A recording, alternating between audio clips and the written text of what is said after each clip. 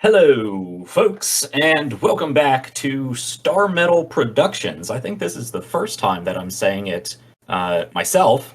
We had our first mini-series just a few weeks ago, finishing up Undead Cowboys versus Werewolves, which was an absolute treasure to get to play. And we are back now for a brand new mini-series, this one featuring Substratum Protocol, a game by Pandion Games. So go check them out. We're going to be playing Substratum Protocol, the series at its core. The game is all about a large fracture appearing in the Earth tearing itself apart, and we have our two intrepid scientists here who are going to start their very deep descent down to the very core of the planet to figure out what is causing this strange and mysterious and extreme geological activity. But before we get to that, I don't think there's any big announcements because this is a brand new series. So we're going to be doing this for the next probably 5 weeks, somewhere around there. Other than that, go check out our socials and keep an eye on things to come because we are building to even more. Oh, I did want to throw out in the beginning, we have up on our socials a link to a casting call document for our next major series, which is going to be a Lancer series, a continuation of A Quiet Year on Inico 4, which is something the three of us, and Zach, our sort of silent partner at the moment, did back on my channel, RPGs Uncovered. More about that in the document, but I figured I'd let you guys know. That's enough prelude. I think we can jump right into things here, and I will give us a better synopsis of the state of the world and how we are jumping into things. But first, let me throw it over to my two players here. My first time GMing in a while, and I'm glad it is with these two. So hold off on character descriptions just yet. We'll see your characters in a short moment. But just say hello and where you guys can be found. Tal. Hey everyone, I'm Tal. You can find me across the social medias under the Gamer's Rest. And you can also find me playing games here on our channel, badly, as was described by my good friend the Eye there when I'm pretty sure he almost killed himself laughing at the fact that I died was very close to dying in the tutorial for the new Doom game. Not my finest hour, but not that surprising. I mean, it is Doom. Yeah, I know. Yeah, I think that's understandable. Yeah, I was just like, I don't know what I'm doing. And our channel's favorite eldritch being, of which you have not finished the summoning ritual for. My picture is showing and not my camera. That is true. My friend Jack. But that's fine. I'll communicate this way for a moment anyway. I am the Eye. I will be going back to working on a project that I will be announcing soon over socials. When I get a couple more things under my belt for it. I want to finish one more thing before I. All right. And then, yes, I will be doing that probably within the next couple of weeks. But besides that, you will be finding me here working with these two fine gentlemen. All right, excellent. And we got your picture there. As much as our mere mortal eyes can decipher what you may appear to be. Mm-hmm. Yes. All right, so for those following at home, this isn't going to be like a learn how to play the game series, but we're going to go over a few quick things, and hopefully you'll pick it up as you go, because that's basically what we're doing. Substratum Protocol is a real fun game that uses a sort of ever-cycling action economy of both dice and playing cards, which you will see shortly. But go check out the game. It's rather simple to learn once you get it down. And before we get started, I will say, if you have not seen it, if this is your first introduction to the series, when you are done here, you can go back and check out our character creation and state of the world video that we made for this. We created characters collaboratively, and we asked a few questions about each of their personalities and about the state of the world. And that'll come up through the course of the game, but if you want to see how we created what we are doing, that's a fun little insight into the behind the scenes. But now, let us get started with At Its Core. The camera is going to pick up with a very slow pan down a corridor, but we're only seeing maybe about shin height. It's a well-lit corridor, rather Spartan and industrial, but there's probably older than it should appear to be, almost DMV-esque, very state administrating-esque carpet. You know, the ones that are just kind of faded. They have little chunks of color in it rather than any sort of design. But it's functionally a carpet. Other than that, the walls are light gray, maybe a few accent stripes down. But we can't see much of that because the camera is down just at foot length. But we see as we zoom in through this corridor, it's not terribly long. 10 meters or so, probably a little less. We do see, however, a line of people. Well, a line of their boots, at the very least. Probably a good 24 or so lining the side of this corridor. And at the end of the corridor, as the camera moves through past all of these boots, we get to a bulkhead, a very industrial-looking bulkhead, the kind with the wheel that you need to crank and turn to get it open. And the camera moves up to that wheel lock. As it spins, there's a short... Well, there's not a hiss. Both sides are pressurized at this point. There's a clank to it, and the door begins to swing open as the camera pans back out down the hallway until we now see the entirety of the hallway. And, as I said, two dozen or so scientists and techs and whatnot. Vaguely in a uniform, there's patches on each of their shoulders representing a number of countries, a number of ethnicities. This seems to be a veritable melting pot, a veritable scientific UN in this small corridor. And as this bulkhead opens up, we see two individuals just climbing into some sort of suit. We'll leave this hall of scientists for the moment now and have the camera zoom in to this, I suppose, prep room. I'm going to start with Tal here. Tal, we see you... Actually, let's... This will probably be the one and only time, barring any sort of flashback, that we actually see your characters without the exosuit on. So, Tal, introduce your character and describe what they look like in their normal wear.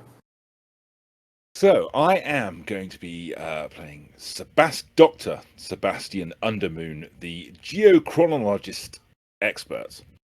And he stands about 5'5". He's got blonde, short hair that kind of comes down to his ears. Looks to be around about 32, 33, somewhere in that region. Clean shaven. He looks sinewy, so there's not an ounce of fat on him. And his features, he has, unfortunately, what can be best described, a haughty look to his face, and something he's always been a bit, annoyed about. He has a oversized nose, which he does tend to look down on people with. and you can kind of hear himself muttering to himself as he's climbing into this suit. All right. And this is Dr. Sabastian Undermoon, PhD in geochronology. Which I can't pronounce, but it still sounds good. Yep. That is, of course, the study of old rocks, as we put it. We're just going to leave it at that. It's the study of old rocks. Old rocks. Love it. Yeah, yeah. I'm a quick study, but I wasn't quite able to squeeze in a whole new Bachelor's of Science degree in the week that we've had to prep for this. Yeah. So we're going to be using a little bit of armchair sci-fi science. But I run television shows style streams, so that's fine. Yep. Absolutely. So we see you sort of fasten yourself into that sort of undersuit that you have to zip up, the sort of coverall with the head covering, get everything nice and squeezed in there in your thermal protected jumpsuit, and climb in through the back of this. It's not quite hot rod red. It's a little less saturated than that, a little more orange thrown in there. I'm not exactly sure what kind of color you would call it. It's the crescent there next to each of their cameras. The color of this suit. It is a full body, entirely enclosed, almost retro futuristic designed exosuit. Much sleeker than the spacesuits that we know today. There's a small pack on the back that presumably functions as life support, and the shoulders open up into this large dome. Inside, we can see that there's a number of heads-up displays already being illuminated on this dome. There's a number of indicators and meters and whatnot beginning to illuminate and display interfaces along the collar of this suit. Everything's fully articulated. You have full range of movement. You stand a little bit taller than you normally would just because you're in this sort of exosuit. But it is incredibly easy to move in.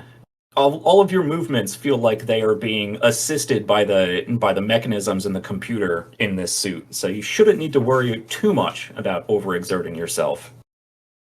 There's, of course, a number of pockets and bags and compartments on here to carry all of the various scientific tools that you are going to be using, various different packages of organic and inorganic sort of slurry that you have to plug into your 3D printers, which is on your left arm. There's a small sort of forearm length 3D printer, and as long as you have the material on your person, and they've given you quite a bit, you should be able to print almost anything you should need, whether it be in one printing or a number of smaller parts that you then have to assemble. But we may see some of that later. And as you get into your suit, Dr. Undermoon, there is the chime of it activating, lights come on inside, a small light on your shoulder pops up, and then there is another ding over to the side on a little cabinet as this small orb lifts up. There's the sound of the whirring of a drone.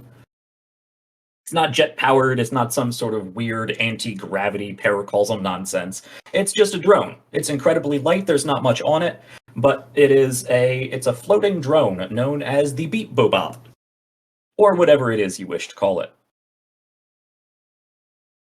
Good morning, Dr. Undermoon. I presume you are excited for the journey that is about to commence. Well, excited is an interesting word, but yeah, let's go with that, shall we? I mean, at least they've not spared any expense on the equipment, which is nice for a change. Certainly feels comfortable, and well, I could get used to this. Very good, Doctor. I am glad my capabilities are adequate. If you would like, I can provide you with a thorough definition and etymology for the word interesting, if you would like. No, I think we could pass on that for the moment. Very kind of you to assume that I don't know what that word means, but let's stick to the program, shall we? Very well, Doctor. I am at your disposal. And I assume, with a huff, a technician will come over and make sure your suit is properly enclosed, though you can do it on your own. A few minor checks, and you are free to turn on your heel and head towards the door. And as you approach this hallway, we're going to sort of rewind a little bit and fly over your shoulder back to the next scientist on this two-person journey to the center of the Earth. The Eye, would you like to describe for us Dr. Sampson Daring, specialist? How long has Dr. Sampson Daring been at the base? That is for you to decide up to, I'll say, 4 months. Minimum of? Minimum of, let's say, 3 weeks. Okay. Dr. Sampson Daring is a 45 to 50-year-old man. He is bald, and he has a very sage-like beard. He walks around with a certain bit of an air of confidence, but very greeting in demeanor. Always, every time he sees a new face, he smiles and says, "Oh, hi, nice to meet you. Oh, very good," and continues on his business. He's pretty stocky, but not overly tall. Probably between 5'8" and 5'9", but pretty broad of shoulder, and welcoming with blue eyes that he always seems to look direct, no matter what you're saying at any time, is looking directly into your eyes as you speak to him, and always with a very curious expression. As said by our dear DM, he is an anthropologist, his beard is gray. He is aging seemingly quickly in feature, but not in body. All right. And Dr. Daring, we see you climb your way into this exosuit as well. Functionally identical to the one your colleague has just put on. But this is specifically I meant to write this down. Where are you? Because it's a fun little acronym. There you are. This is the DSPRT Exosuit Mark I. Now, depending on who it is you ask, you get a number of different names that are associated with this acronym. But the sort of standard that is being used officially, the non-colloquial, the more scientific terminology being used, is the Deep Subsurface Pressurized Recon Transport Mark I suit. Or the Desperate suit. Because that is the name of the time today. We'll get a better view of the world and the importance of your mission once you properly disembark, but now that the two of you are in your suits, you can make your way down the hallway. And I will ask you the first sort of world-building, scene-setting question of the game.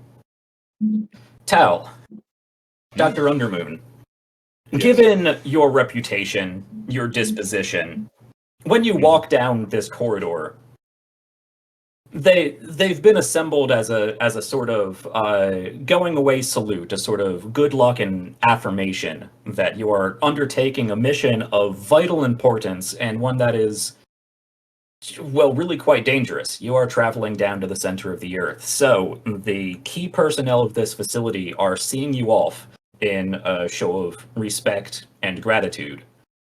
Now, the degree to which that is expressed and the way that is expressed, I will leave to you to describe to me based on your character's attitude, disposition, reputation here at the facility. It's so. I think in his head, he is the preeminent person that you would call for this. Why would you call anyone else when you could have me coming down to save the world? I mean, let's face it, there is nobody better than me. So he sees this as almost like an expectation. He would expect like the full fanfare and all these senior people to kind of be, congratulating him, sending him off because he's just better than all of them. But what Dr. Undermoon expects is rarely what Dr. Undermoon receives. So how does this line of scientists and techs actually see you off? To be honest, they've had dealings with him, and whilst they appreciate the fact that he is going on this mission, there is a part of them which are very happy to see the back of him because he has been demanding, he has been overbearing, and he has caused no end of minor inconveniences to almost all of them. So there's a hearty shake and a really appreciate this. But in all honesty, then they are probably there more for his colleague than they are for him, in all honesty. They could have sent a note saying, "We appreciate you," and got away with it. They would have done. Yes. So, as the camera moves over in front of the now suited up Dr. Undermoon and zooms out down this corridor as you begin to walk down, a few of them reach out and shake your hand almost solemnly. Some of them simply nod in your direction. There's a few mumbles of thank yous and good lucks and the like. But for the most part, it is a subdued, respectful gathering as you move down the corridor.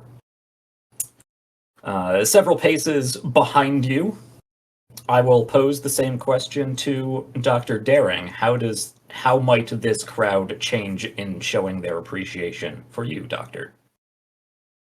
I think Dr. Daring has a bit of a weird... he has a mix because he is very easy to get along with, but he does make offhanded comments and strange remarks here and there that not everyone really appreciates. For example, he would pass one individual and go, "Oh, I hope you recharged your quartz I gave you last week." "Ah, yes." "Oh, that tarot reading I did for you. Ah, watch out for that." And then he'll just continue on his way, he's handshaking and, moving through. Don't forget to put your plant out in the moon tomorrow, and just continue on his way. So perhaps a bit more personalized farewells and wishes of good luck as you more slowly make your way down this corridor, interacting with most, if not all, of these individuals very specifically, very tailored to your own relationships you have created in this time. So getting to the end of this corridor, there is another sort of bulkhead latch that opens up.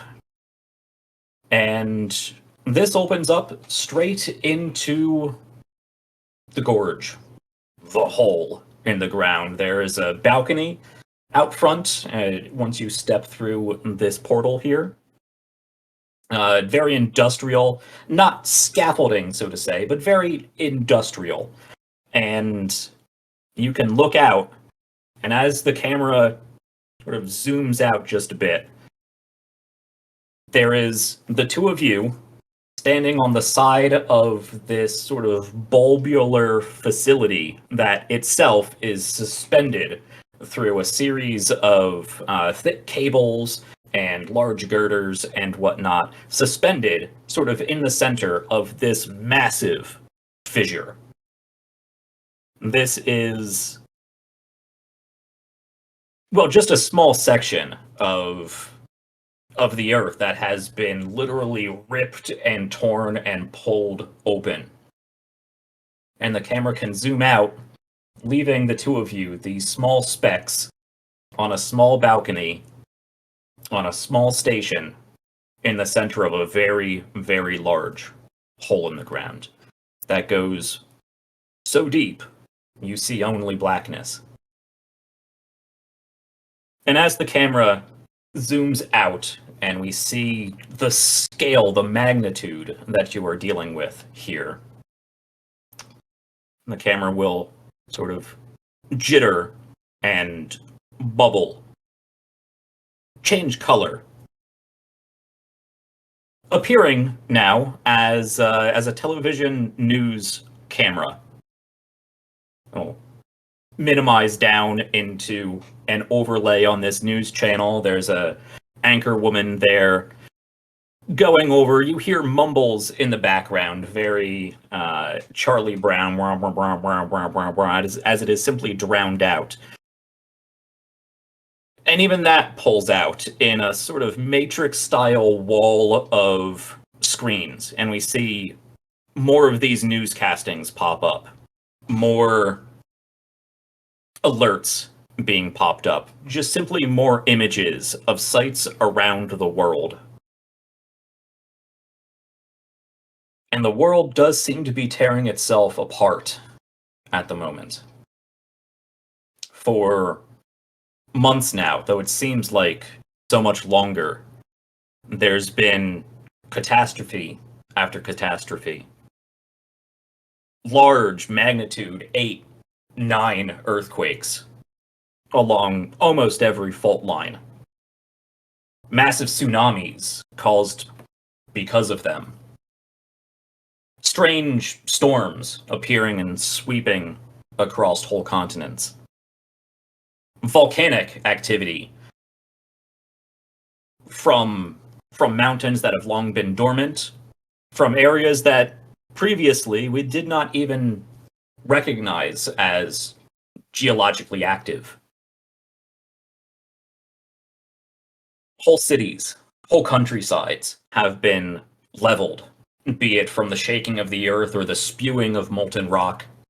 The sky is almost entirely overcast, almost perpetually overcast, dealing with a level of ash and dust and debris and gases very close, very on the edge to what could cause an ice age. The planet is tearing itself apart, and nobody quite knows why. But along this one fault, spanning miles and miles and miles, massive crack in the world has formed. As we zoom out, we see this hole that the facility is suspended over is just part of that crack, and it seems to span, as I said, dozens, if not hundreds of miles. There's areas where water from lakes or the sea even is pouring in to these cracks. Some areas are continuing to crumble. The world is ready to break, ready to shatter. And we've waited as long as we can to create this facility, to send out what drones we could down into the depths to gather what information we could. But those drones don't often make it back, and if they do, their readings are strange, confusing, contradictory. So it was determined that We need to send people down. Down as far as they can go. To descend, to learn, to survive. And with that, the camera is going to zoom back down very quickly, very rapidly, a whoosh of the air, as we zoom back down right towards our two scientists. As you look over the edge, and there's a mechanism up here, but dropping down, there are merely two very sturdy, very thick cables. You will be rappelling down into this hole as far as you can go before it begins winding and twisting and turning on its journey down to the center of the Earth. So, we are going to start with our first roll of the game here. Oh, no. Yep. This is not quite a full travel cycle. More on that when we get to the end of this first area. But just to establish just how daunting this expedition is, just how honestly terrifying it probably is to rappel down on a cable, just the two of you, into darkness. The stress of that, physical and, more importantly, mental. I'm going to have one of you lead the way in a sort of travel check. So who is the first to descend? Before we descend, Yes. Dr. Daring turns to his companion. I do believe you have your tourmaline with you I gave you a couple of days ago. It offers good protection, you know. Just want to make sure that we're, our energies are synced to this expedition before we continue on. I didn't bring that with me, no. Oh, it's no problem. I have another piece of it right here. He reaches down and he pulls out a... No. I thought you had stones. I appreciate your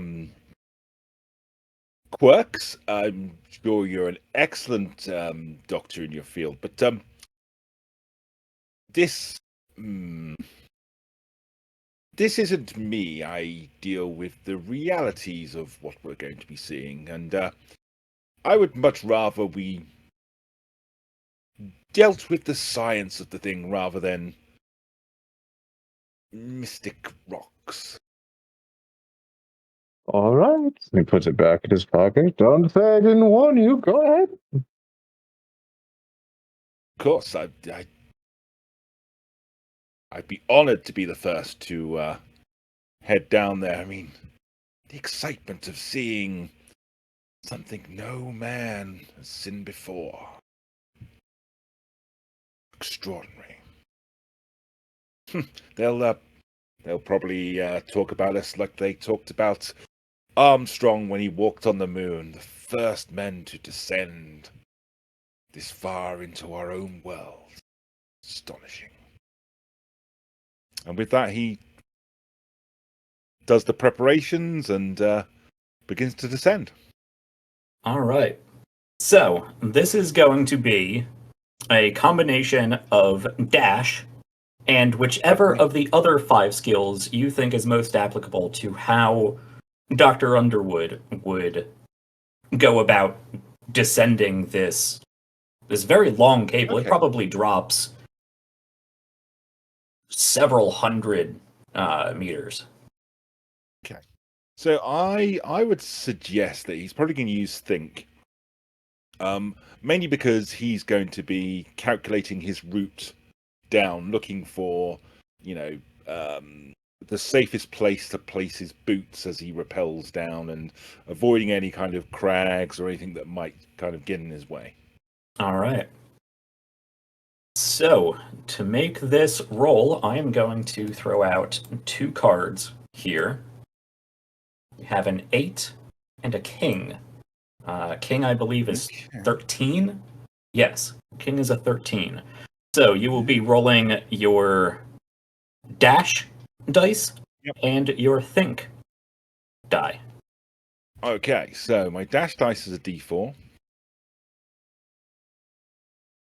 and my think is a D10.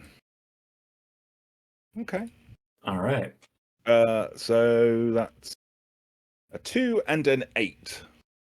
Yes, for a total of 10. So we compare the sum of those dice to each of these cards individually. So you succeeded on one of them, so I'm going to move this 8 down to your hand. Actually, you click on that and take the 8. Yeah, I will take it, yeah. And I Thank you. will move this. Let's see, how do I move this into... I'm just going to move this over here as a discard pile. All right, so this is a partial success for the travel system. So the path is difficult, and because you are leading this test, Dr. Daring, you won't need to make one yourself. Dr. Undermoon is leading the way, swaying the rope over to areas where it looks like there are proper handholds and footholds, hammering in new anchors. It's an appropriate term for them, but I don't remember what it is. I'm not a rock climber. But Pitons? Pitons, that's it. Yes. Yes. Yes. So Dr. Undermoon is taking the lead with this, using his understanding of old rocks, the strength of them, the cracks in them, the way that they form over time, to create a sort of winding rappel line down into this chasm. However, the path is difficult. You will make it down without any complication. Well, you will make it down. You will make it down. There will, however, be a complication. Dr. Undermoon, you take 1 stress from this. Okay, yep. And I will ask whether it's actually come up in your life before. Does Dr. Undermoon have any fear of heights or any fear of vastly open spaces? Is this a triggering experience for him? So, I would say vastly open spaces, probably yes, because he's used to clambering into kind of tight fit tunnels and, you know, deep underground. He's quite comfortable with that, so he doesn't get claustrophobic. But big open spaces, not quite so comfortable with them. They tend to give him a bit of the jitters, as it were, as to, you know, well, where's the rock? I want something solid around me, because that's what I believe in. Yes. A touch of agoraphobia. Fear of wide open spaces. Yep. So you take your 1 point of stress, and this manifests, as I said, a few hundred meters down. And you've been focusing up to this point on simply identifying where you are and where the next point of stability is. And then you realize this is taking quite a while. You don't feel fatigued because the suit is doing most of the work, but this journey just rappelling, you've probably been at it for over an hour at this point. And that thought in the back of your mind just naturally creeps forward. How am I doing? How's my progress? And you look up and you see the facility sort of silhouetted against the open sky. And then that fear begins to hit. You get that slight cold sweat of the brow as you look down and out, and it is still just darkness around you. You've been at this for an hour. You've descended over 100 meters, probably a couple hundred meters, and you're just surrounded by darkness. There is nothing but this wall right in front of you, and however far the illumination from your little lamp can produce, which is terrifyingly not far. Yep. I imagine your hands begin to shake. Deep breaths, deep breaths. This is fine. This is fine. Always knew it's going to be different this time, but you can do this. You can do this. Doctor, your level of perspiration, heart rate, and I believe the term is muttering to oneself indicates that you're suffering from a high degree of stress. Would you like for me to engage any sort of soothing ambient sounds or relaxing pheromones? Realize you could do that. Yes, ambient sounds. Yes, what would be useful? Let me see. Maybe. Oh, could you do like rain on a tin roof? Accessing? Yes, I have this in my files. Beginning playback. Remember, Dr. Undermoon, you are more than your fears. Yes, whilst I appreciate the sentiment, I really don't need a computer telling me that. But let us continue, shall we? In this time, I imagine that Dr. Daring has quickly made his way down behind you as you've had to take a beat to center yourself. Are you all right there, Doctor? Yes. Just making sure it's all safe to continue our travel. Did I hear the robot, the beep boop, speak to the other doctor, or is this No. directly into? No, okay. Yeah, that was just to Dr. Undermoon. Gotcha. All right, well, just let me know if you need anything. I'll be right up above you. It fills me with the word I'm looking for. Trepidation, I believe. But let us continue. All right. Reminds me of my dunks into the wild caves of South Africa.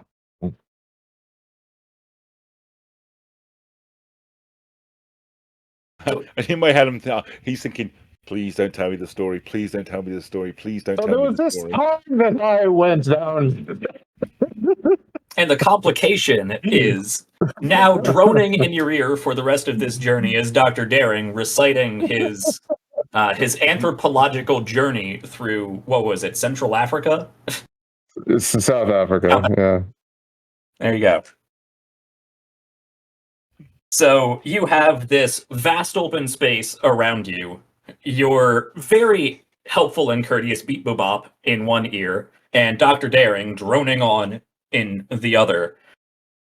As you are assaulted, your senses are assaulted The bone tools I found were extraordinary. the entire way down. Oh, Eventually. God, no. You eventually look down, and the light from your lamp is able to illuminate the ground.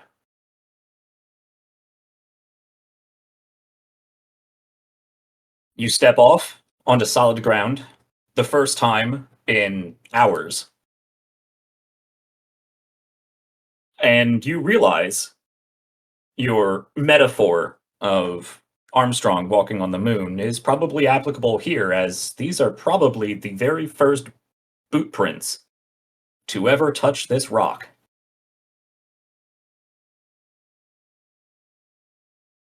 I definitely would. I'm assuming I have like a little, pickaxe or something similar where I can take some samples just from, because obviously this is this is potentially the furthest anyone's ever been. So some samples of where I landed, so that once we get further, I can get a comparison of depth in terms of the samples I'm going to be collecting. All right. You know what? Let's go ahead and make that, because I want to give you guys some checks to start building up the cards in your hand.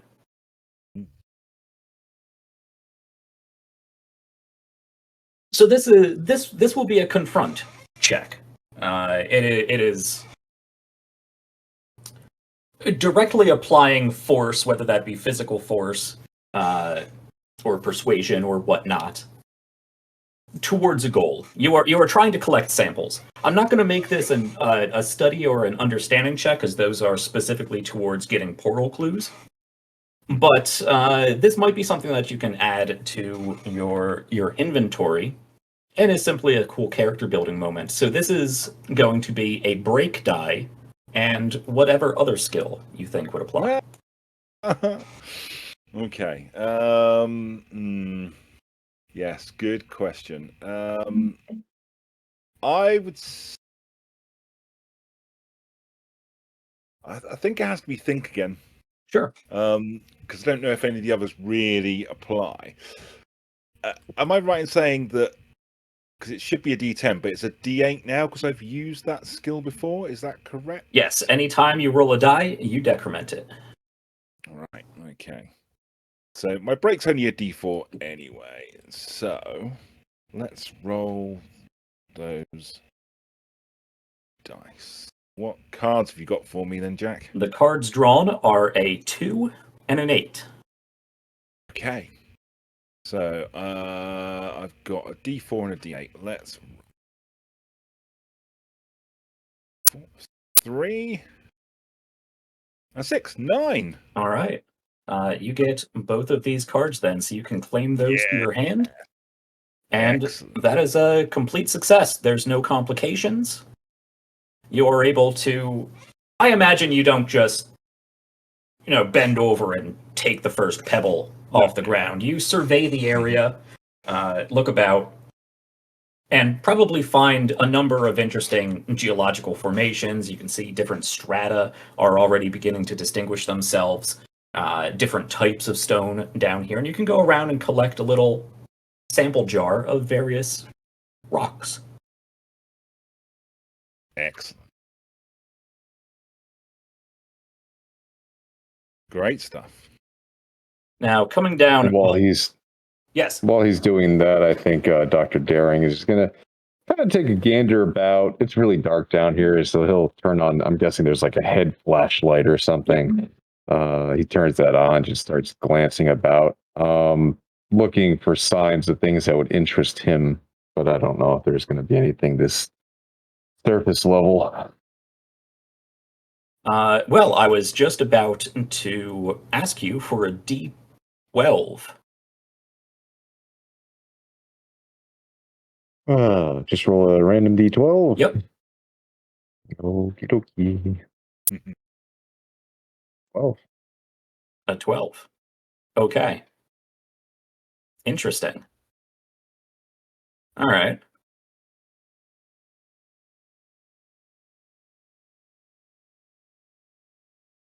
Make sure I'm in the right section. Bad.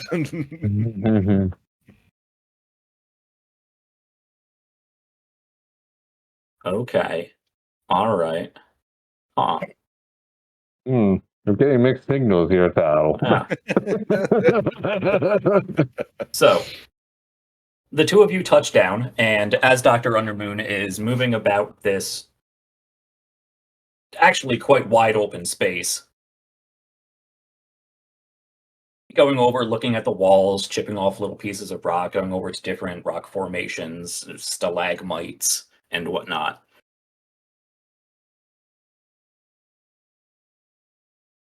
Perhaps a bit more zoomed out, as Dr. Undermoon seems to be zooming into this historic occasion, collecting what he can of interest. This gives you the moment to simply look around and get a lay of the land. And you can see that this cavern that you have opened up, that you have climbed down into, eventually you find a number of paths. But one of them, many of them you don't hear anything. Many of them you don't feel any sort of breeze other than what is coming down from the surface. And even though you are an anthropologist, you are studied in a number of different fields, and you both have been given a fairly crash course in a number of different sciences, in caving, in repelling, in survival techniques, in combat, pretty much anything they could think to teach you in the month or two that you have been at the facility.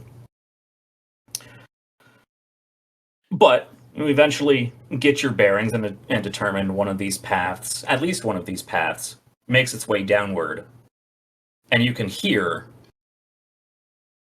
there's this dim droning, let's say. There's a very slight breeze of a sort of breathing cave. And there's some sort of noise down there.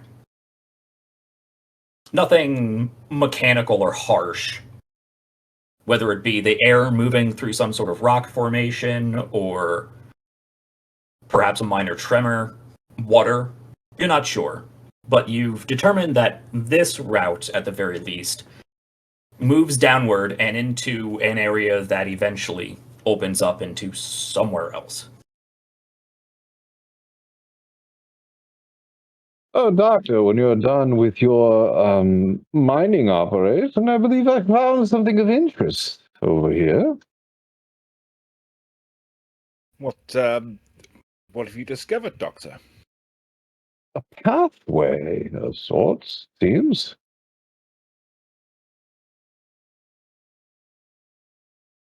Is this pathway natural, or does there appear to have been any kind of intervention, if you like, and has it been shaped in any way by? No, this looks entirely natural. Fine. Yeah, I'm not even going to make you roll for that. This looks entirely natural. Simply a continuation of the fissure cracking and splitting as the egg begins to crack even further. So, I would say this appears to be as good of a place for us to start as any. Indeed. Well, you get your little collection going, and we'll be on our way. Yes, I've collected some amazing samples. I mean, just think, some of this stuff has never been seen before. It's quite extraordinary.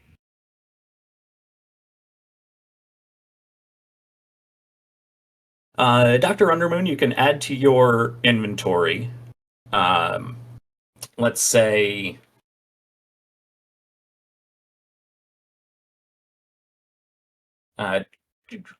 collection of baseline rock samples.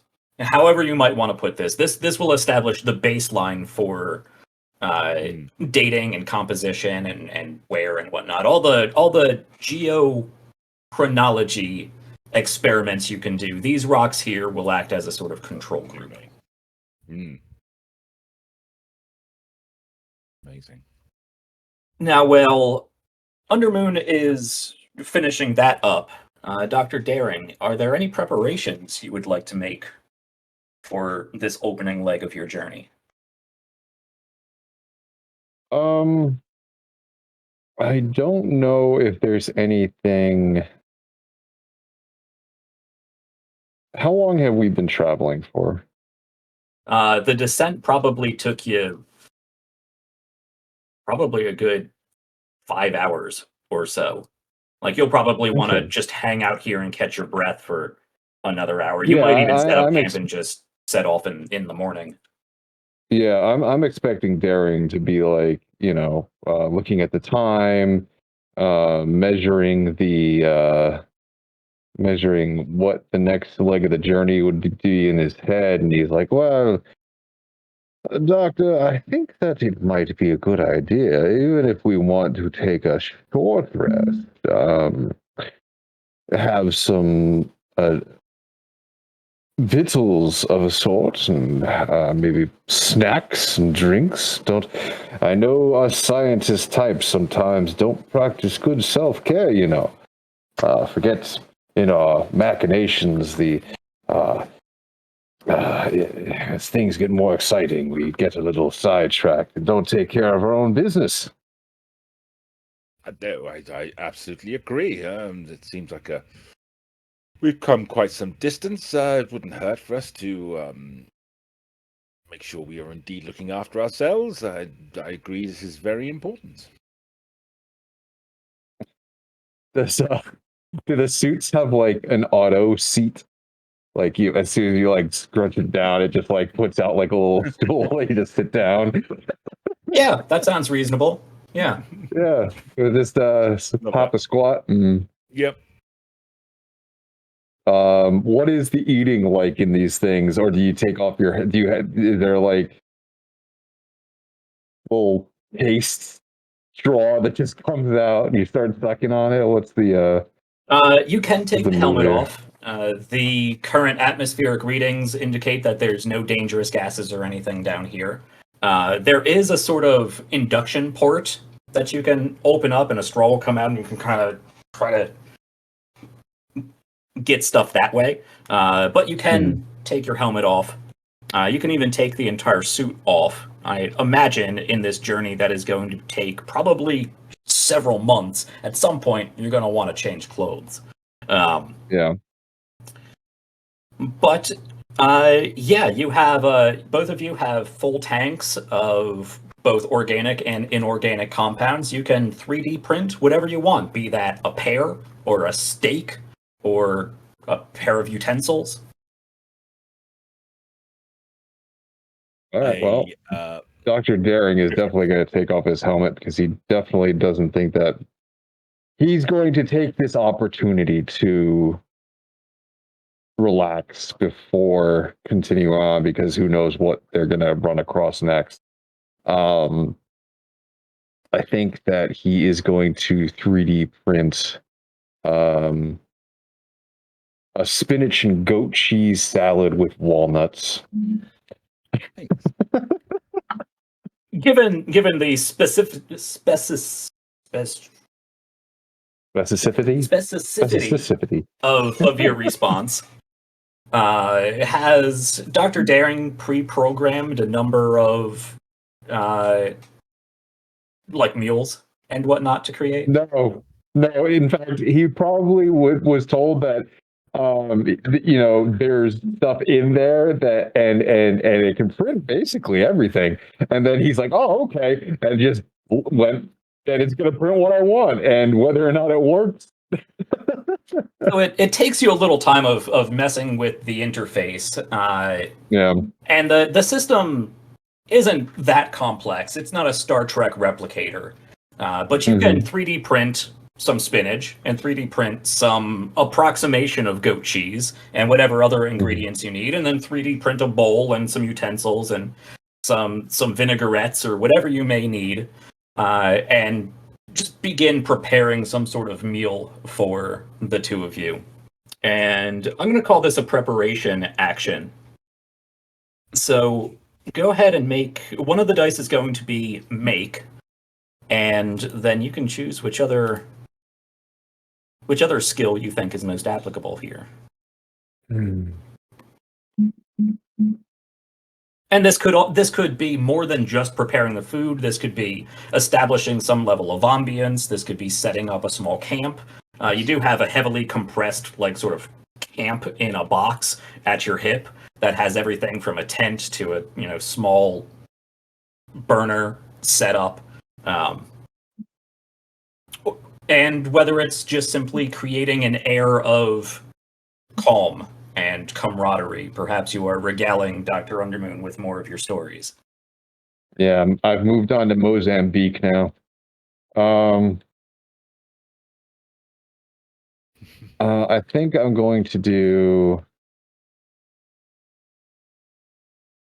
think. Okay, make and think. Sounds reasonable.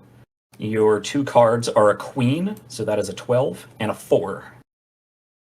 That's a oof. I roll. Yeah. You can do it. Okay. Beat the first one at least. I don't think I can beat the next one. No, I can't. I'll roll it anywhere. Yeah, it's a 6 all total, so I beat the 4, but not the queen. All right, you can claim the 4.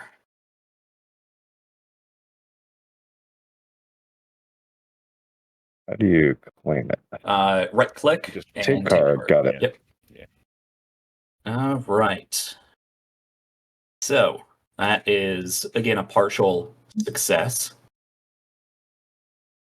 Let's see here. Okay. Yes, you prepare. Well, how about you describe what you prepare for this evening's rest?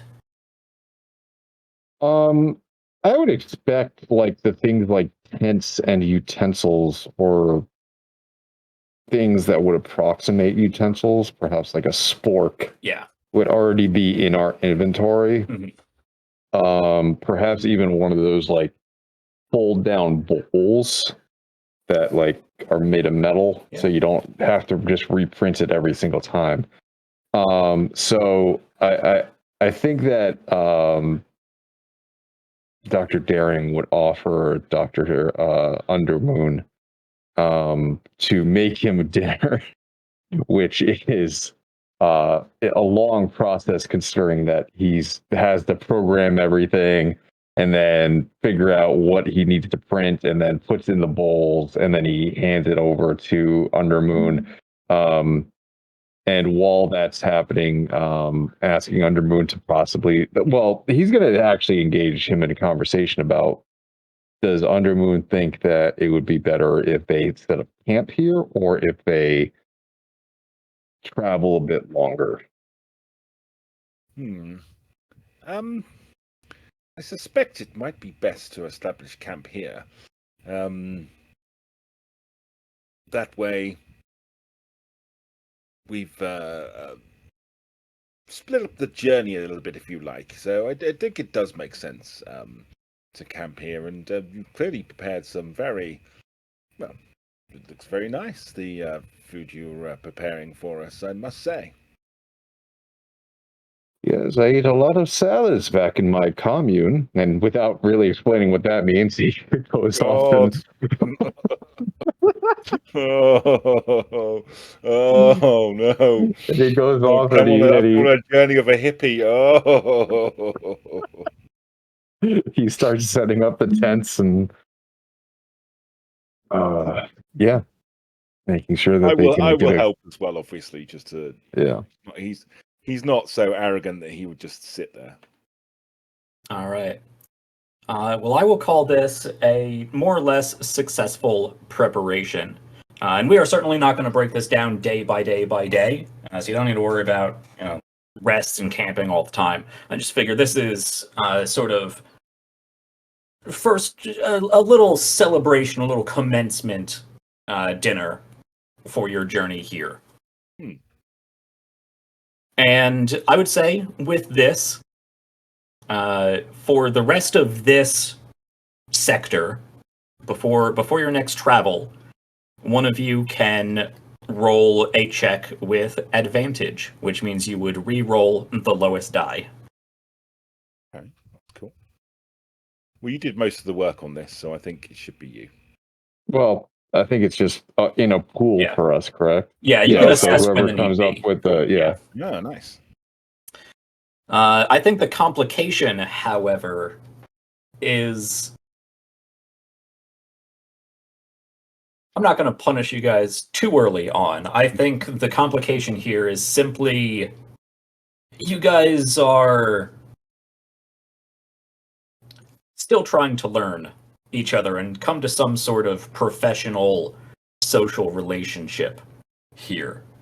Perhaps Dr. Undermoon thinks Dr. Daring is talking a bit too much or about things that really don't matter. I'd imagine, despite Dr. Daring's attempt at a sort of ceremonial little celebration dinner down here and an air of relaxing, it's a little more tense than I think either of you would prefer. Yeah.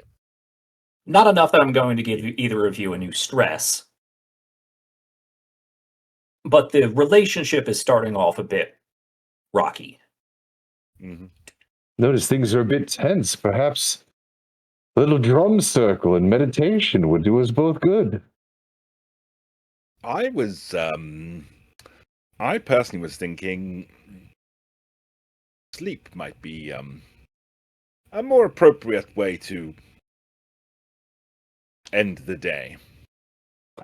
Very well. I shall meditate and think of you in my thoughts. Very well. Well, good night, Doctor. Good night, Doctor. Good night, Doctor. Good night, people.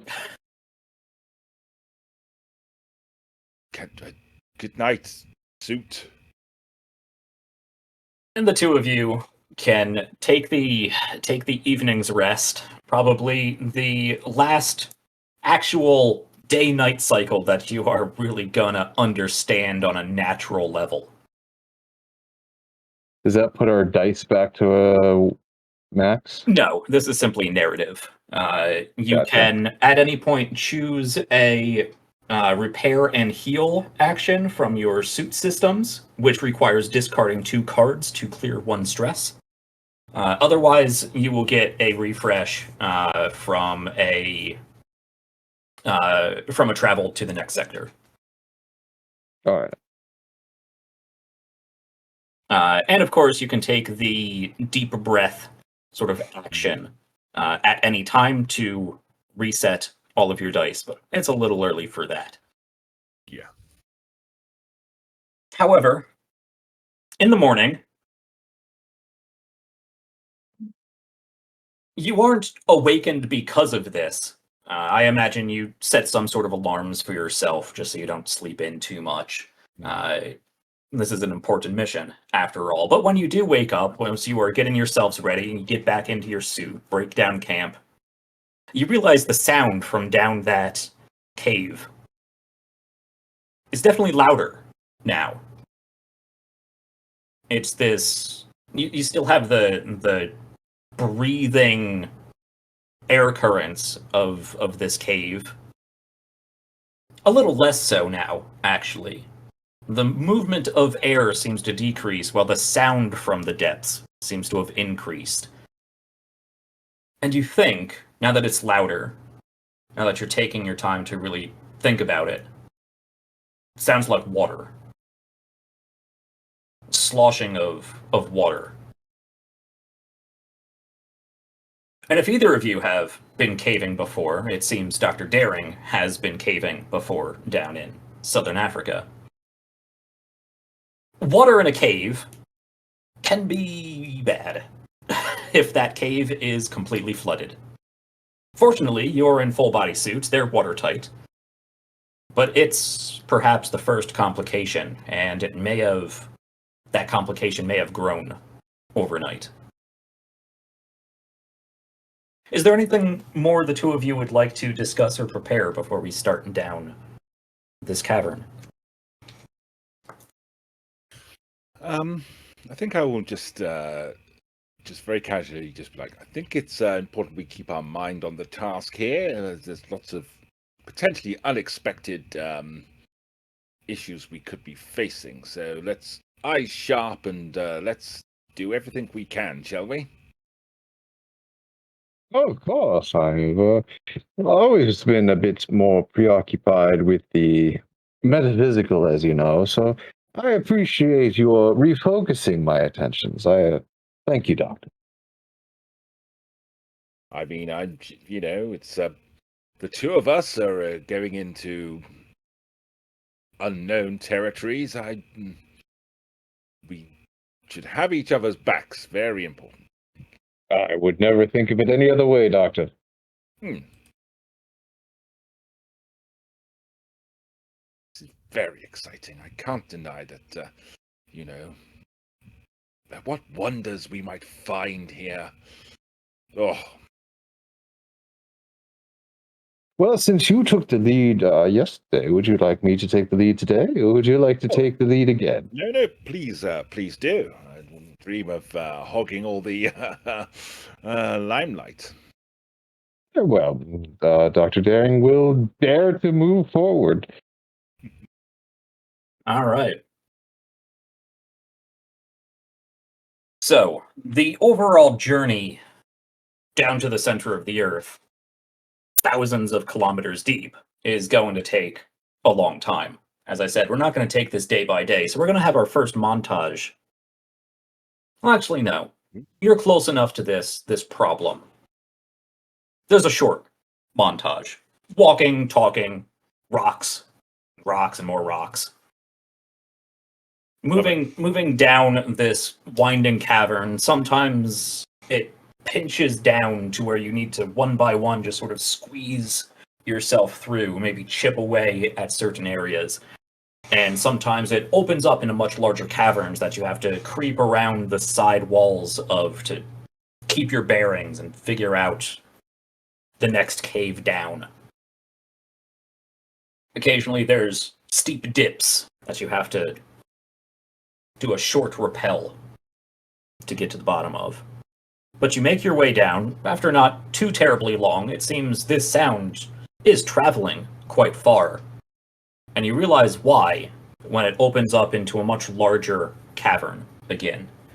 You can just barely make out stalactites dripping down from the ceiling of this cavern. A few stalagmites on the ground. But most notably, there's a short, sheared cliff face, and then a vast pool of water that is choppy. I won't say waves necessarily, but quite choppy. And as you increase the illumination of your shoulder lamp and move around, you can see why this sound traveled so far. There are cracks in this cavern in numerous places where whole waterfalls are streaming down into this cavern. You can see the water is probably only a meter or two from the lip of this edge, and then it is just blue.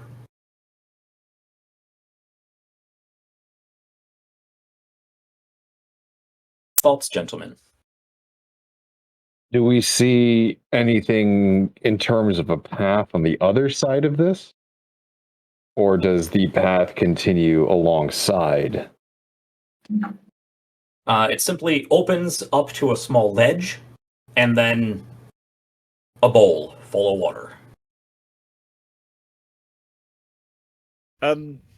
So I think I'd like to. Are there a couple of just like loose pebbles Of course. by my feet? Yeah. Just take a couple of those and just throw them into the water just to see what happens to them, whether or not they sink or if they get thrown around or.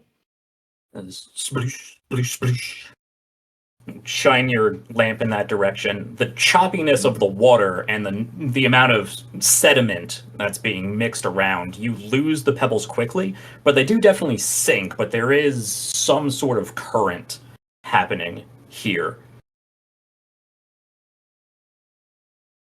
I worry if we were to enter this water, it might drag us under, and whilst the suits are protect us, who knows where we might end up if we're not careful. Well, unfortunately, my friend, this only seems to be the path forward. I don't see, unless you want to go back and try to attempt to find something different. I do believe that. What if we sent one of the drones across to see if there is another side, as it were? I haven't even spoken to my boop boop yet. He's been asleep, it seems. Wakey, wakey. And he just pokes his shoulder where it would be. Well, we have, in our character creation segment, established Dr. Undermoon's Beep Bo Bop. Is there any particular personality or quirks or features of your suit's AI you would like? I'll leave that to you, Jack. Okay. Surprise me. Brave man. Huh.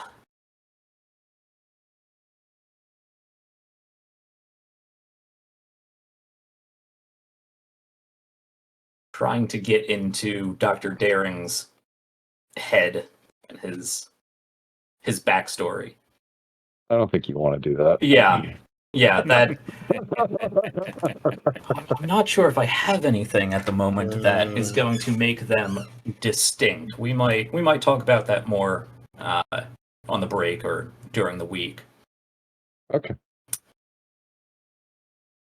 But for now, we'll say it's fairly default persona. They probably don't have all that much characteristic differences between the two. I think the relationship that Dr. Undermoon has with his Bebo Bop is more a result of his personality than the suits. Yes, I'd agree with that. Dr. Daring, yes, how can I be of assistance today? Oh, thank you very much. Very well. Yes. I was wondering if you could explore this. What would be the geological term for it? Crevasse. I actually like there's something better than that, but I'll leave that to my cohort. Would you mind exploring around this area a bit? Find us if there's a path that we can go, or perhaps. Do you have underwater capabilities, my friend? Yes, both the Desperate Suit and my own functionality are capable of full submersion. Okay, I want you to explore without going underwater first. Report back to us. And if there's nothing to be found, we will very carefully, my friend. I don't wish you to be lost in some underwater current. Explore the current and see where it goes for a little while. I don't want you going too far. Very well, Dr. Daring. In the future, I will remind you that the physical hardware of this form is 3D printable, and my main processing power is located in your suit. So this shell is disposable, should it come to that. Beginning analysis. Seems rather dark, doesn't it, Dr. Daring? Dr. Undermoon? It seems a little...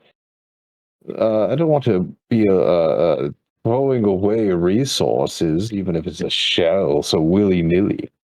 No, indeed. Whilst we have plenty of resources to rely on, let us not cast stuff away if we have no need to. And it's so cute. Okay.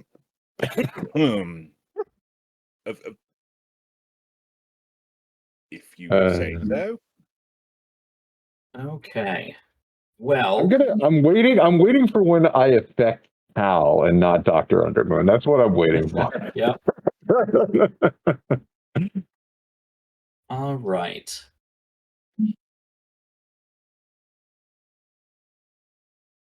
Let's go ahead and actually study is more than just finding portal clues. Let's go ahead and make this a study check, Dr. Daring. Okay.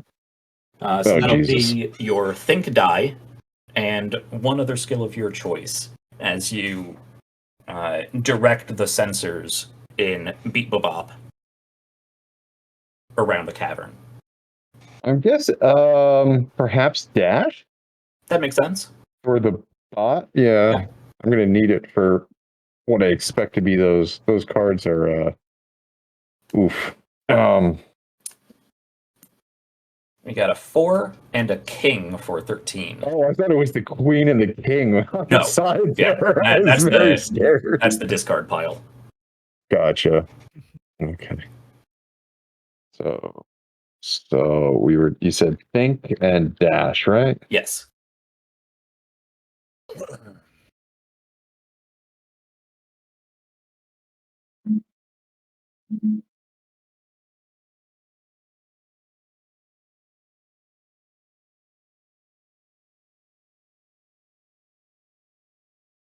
An 11 in total, which no, All that right. isn't either.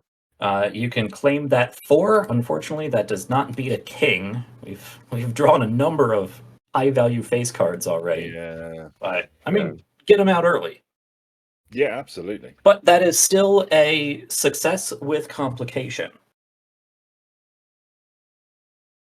So, Actually, no. I did that wrong. okay.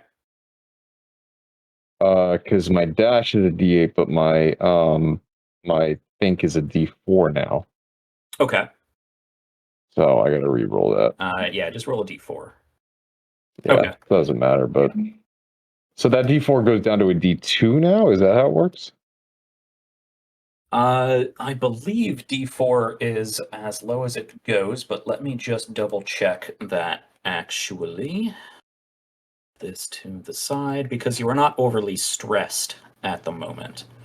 Right. So, decrement. Yes, to a minimum of a d4. Okay. So that cannot go any lower without a lot of stress. Right. All right. So with that, success with complication. So, after probably a good 45 minutes to an hour or so, because it's having to cover a lot of surface area on this wall. And in that time, you can see the water is continuing to rise, where it was about 2 meters down from this ledge before. It's now probably closer to only a meter down before. This water is filling up quickly. But the Bebop returns. You can see it's dripping wet at this point. It did need to submerge itself, and it can throw back a live feed of what it's seeing on its sensors to both of your heads-up displays. And it'll eventually fly back. Cavern analysis complete, doctors. Presenting findings. And on the HUD displayed, you will see that there are no above-water tunnels that seem to lead anywhere. However, the Bebop did submerge itself and travel down. There is increasing water turbulence. Not enough that it was swept away. It did return, but there's water turbulence. But it did identify that there is an underwater tunnel leading down, and that there is water current moving down in that direction. So water does seem to be flowing down through there, but there seems to be some sort of bottleneck causing all the water coming in from these various cracks to fill up this cavern quicker than it's able to flush down this tunnel. But that seems to be the only way forward without quite a bit of backtracking.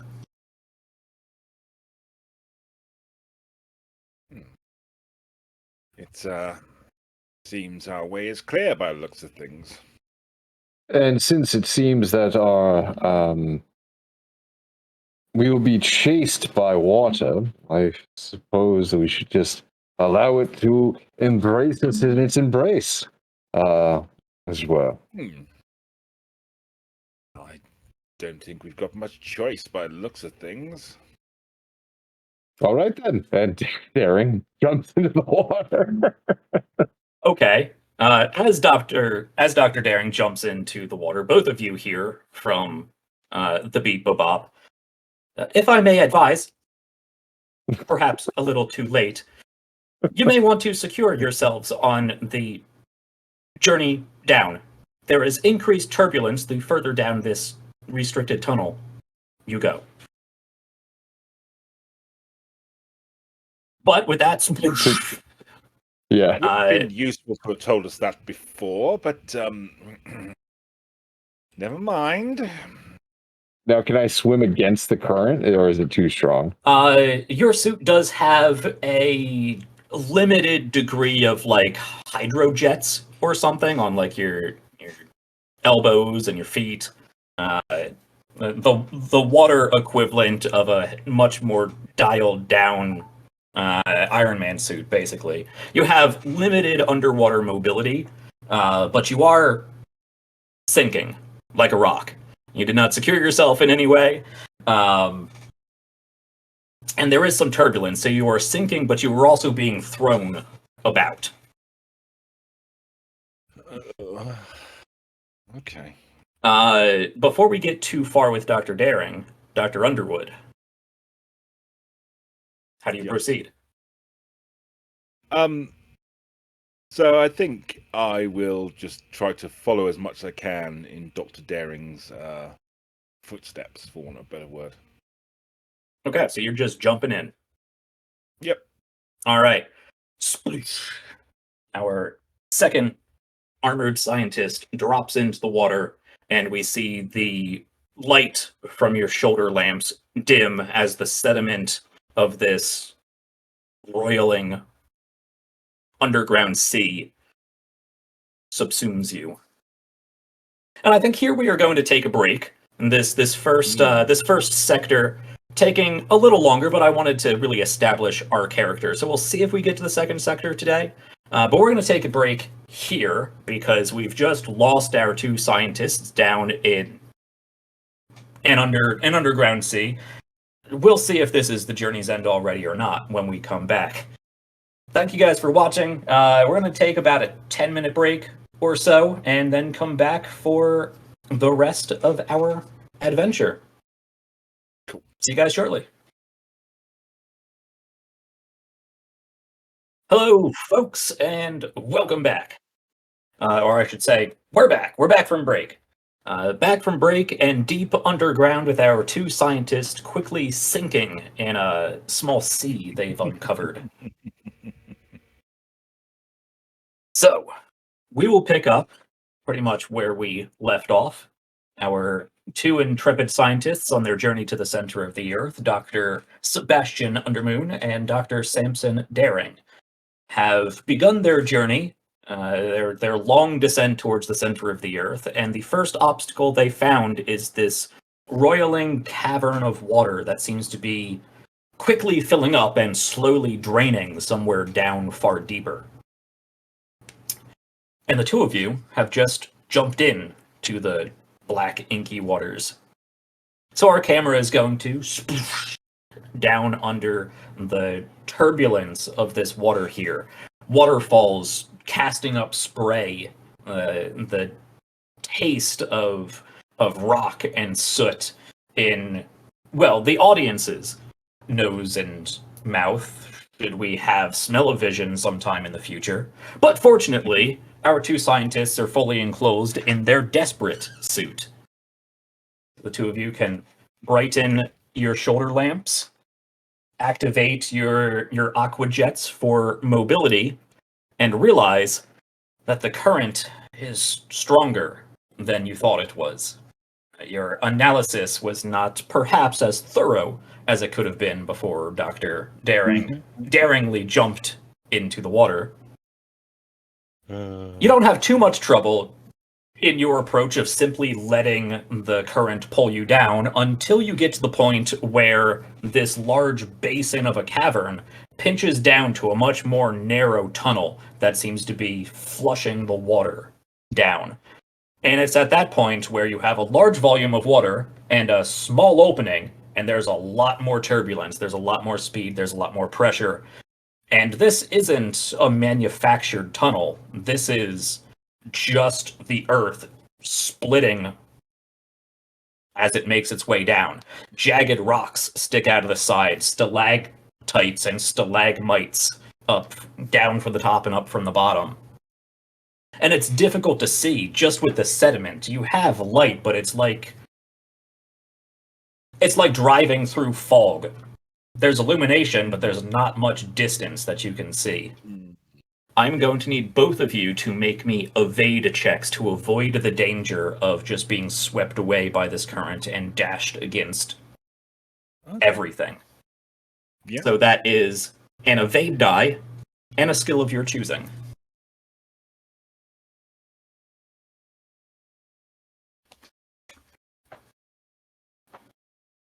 I think it's going to be evade and dash for me. Yeah, I was thinking that as well, actually. That makes Evade and sense. dash. All That's right. 2d6s. Let's see those 1d6. rolls. We got a 4 of clubs, And a 3 of clubs. This should be an Oh. easy check. Go ahead first, Tal. Okay, so D4 and a D6. Ooh. I have a 6 in total. All right. And actually, because this is 2 separate checks, your DCs are going to I be have different. a 12 in total.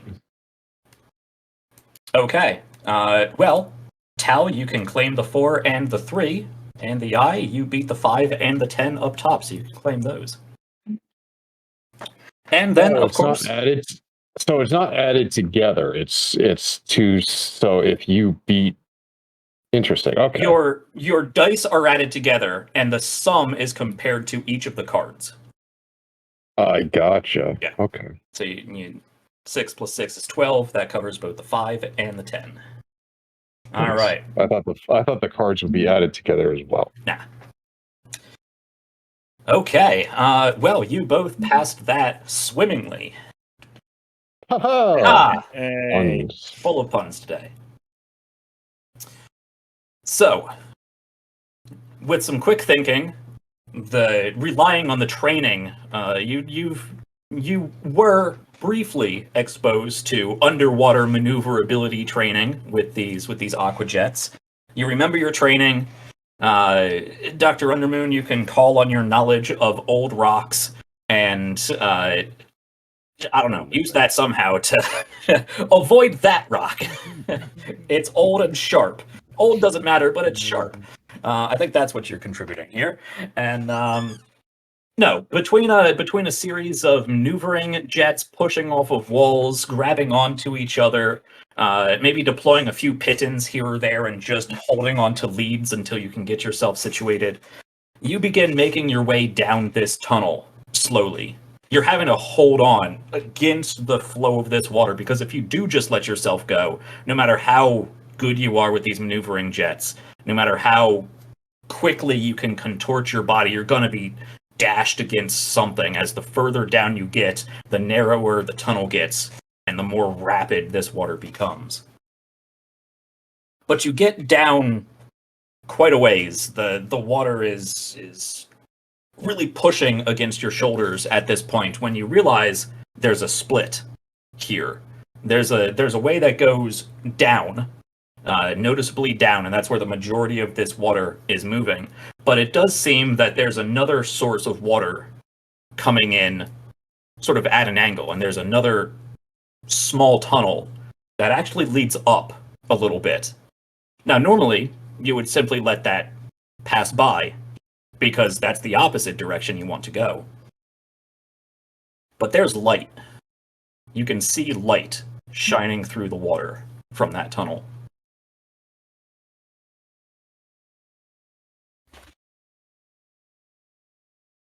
So you're currently in front of me at the moment. Yes. So I see this, or he sees it? You're both sort of holding up to the side of a sort of outcropping that gives you a little protection from the current. You both see this, can have a conversation. You have, radio contact with each other. Well, Doctor, would you like to go towards the light or deeper into the darkness? I'd be interested to see what that light is. Should we investigate? No, why not? I guess we're going towards the light. Okay. And I will also remind you, now that you guys have quite a decent hand of cards, you do also have your exosuit systems that you can call on, which are detailed on page 30 and 31 for those following along. Things such as contacting the Fracture Observatory or a flashback to give you potentially advantage on a roll. Deploying sensors, stuff like that. Also, at any point as we are moving through sector by sector, you can call for a study check to see if you can find a portal clue. And we can, depending on this, where we are in the scene, determine what that clue is and your success or failure. But with all that in mind, the two of you decide to push against the current. You are going to have to take out Pittons and really work your way up back through that.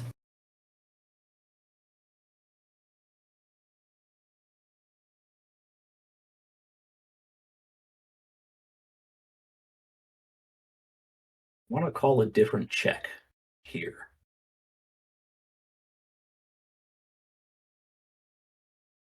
I think,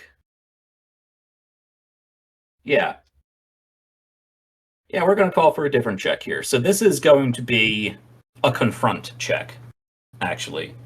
Whereas previously you were relying on the water to pull you down and you were simply evading the obstacles. Now you are forcefully pushing against the current.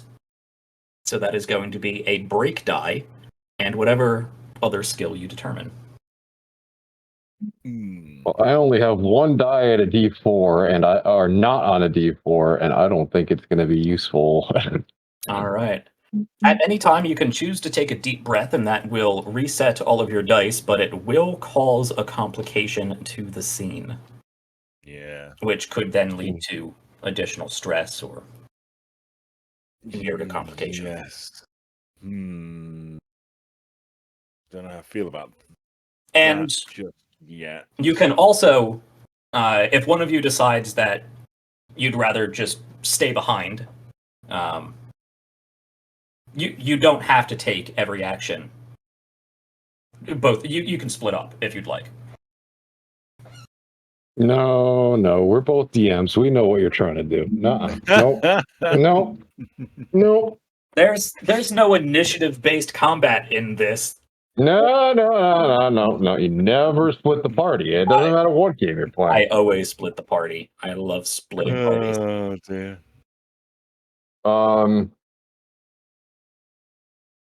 Do we get to see the cards before we make that decision, or we have to make that decision now? You have to determine your skill first. Yeah. Okay. Well, it's going to be. Sorry, go on. Dash and break for me. Okay. That's the only thing I can think of. Same for me. If you would like to take a deep breath, you can do that before or after the cards are placed, but you have to determine which skill you're using before I drop the card. Gotcha. All right. So the eye, you're going first, leading the way. I have drawn for you a 7 and a 6. What are my chances of getting with 2d4? Less than 50%, right? I'm not a maths guy. No, I don't know. Well, yeah. Come on. Probably less you than want me to try it? since your maximum is it's a 50. Yeah, it's less than 50%. But Hal is telling me to do it because I think he wants to see Daring die. No, not at all. Mm-hmm. Well, you have a decent amount of stress to go before you need to be worried about death. Yeah. We are going for it. That's a 2, so that's average. And that's a 1, that's a 3, so I don't. That is a failure on both of these cards. You get none of them. And all right.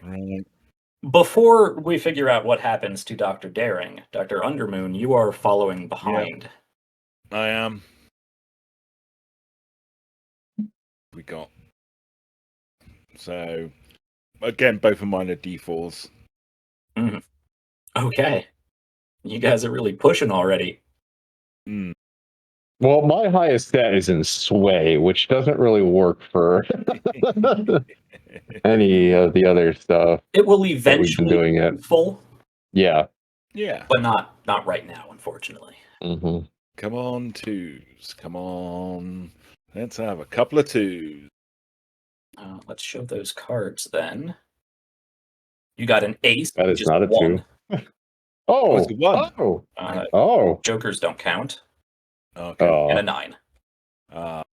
Well, you auto pass 1 at least. Yeah. I mean, I can't reach the other one, so that's a 5 in total. All right, you can take that ace, and I'll discard that 9. Okay, so that's a success with complication for Undermoon and an absolute failure for Dr. Daring.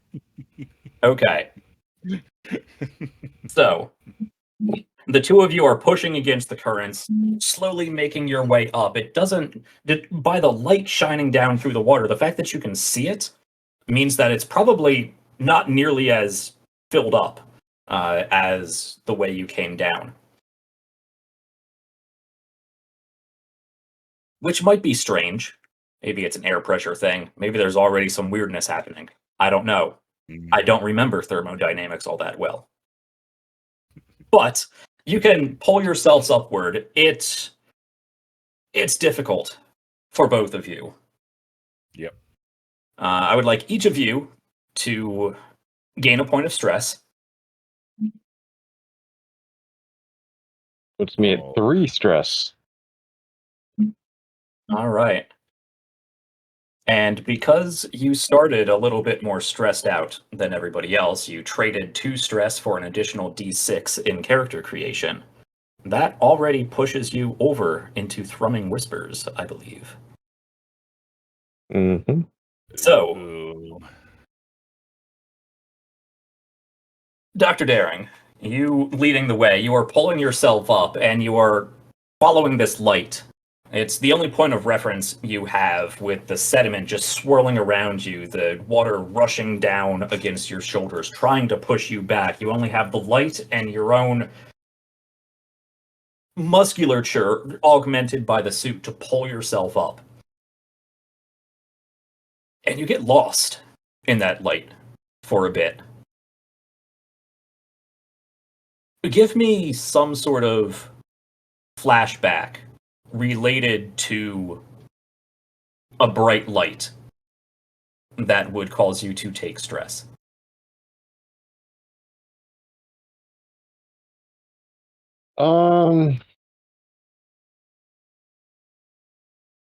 I think that through his expeditions, there was a point where when he was spelunking and cave diving, he did get stuck once.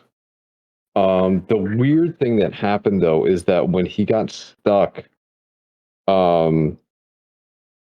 he was wearing one of a headlamp, but the headlamp got pulled off when he was trying to twist around, and it basically just sat right in his face for hours, just pointed directly into his eyes. And so until he was pulled out, he just had this headlamp just right in his face for the entire time until he was finally pulled out from the cave. Okay. As you are pulling yourself closer and closer to the surface of wherever this water ends, you fixate on that light, and your mind sort of recedes back into itself as you are thrown back to that memory. And the water pressure around you, the darkness around you, the sediment swirling against your visor, you feel trapped once more. Not between 2 slabs of solid rock wedged in, but between the rock and the water, between the surface and the depths, between the now and the then, even. And you are just fixated on this light, unable to pull yourself further anymore. You are hugging against the wall, almost immobilizing yourself in some level of, I dare not say security, but at least familiarity in danger. And as you are clung there looking at this light, you're not sure if it's the water rushing past your suit, but you begin to hear whispers. In the darkness, in the water, follow the light. Follow the dark. It's like I'm home again. We're gonna So I leave hear you. them saying, What's that? what I hear them say, go into the darkness or go into the light. I don't know. What did you hear? Both. All right, then. Unfortunately, you are stuck here for the moment. You had a full failure instead of a success with complications, so you are going to have to remain here for a while, stuck by this light and assaulted by these whispers, or the sound of the current, or your own thoughts. You will now, until you manage to de-stress, take a -1 to all skill checks. Ooh. However, once per deep breath, you can change one small detail of a complication that arises. A single item, an adjective, whatever it may be. A complication in a scene in which you are present, I will say. You can't affect something that only affects Tal.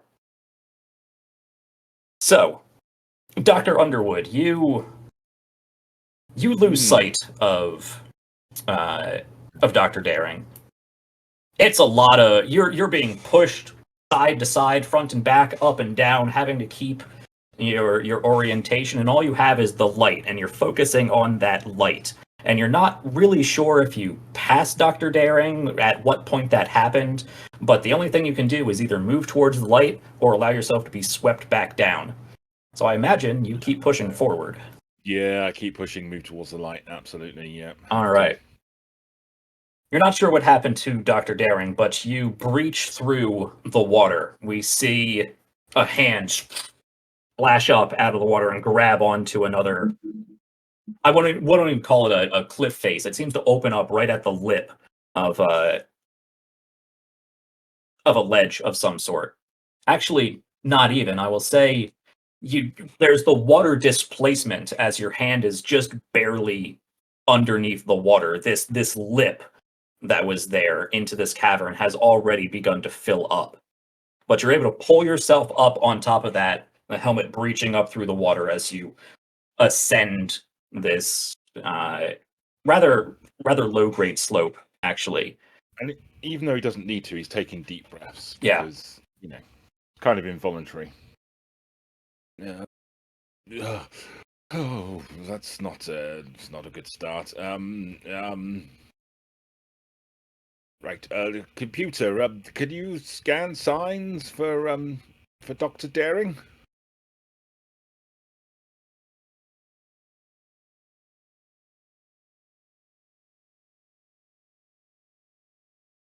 Yes, Doctor. I will attempt to retrace your trajectory. However, this unit may be swept away in the currents.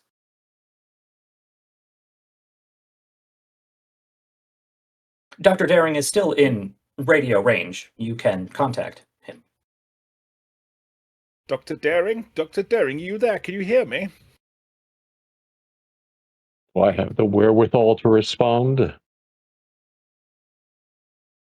You hear Dr. Undermoon, but it's mixed in with the whispers. Can you hear me, Dr. Daring? Dr. Daring, hear me. What you hear in response, Tal, is I hear all of you.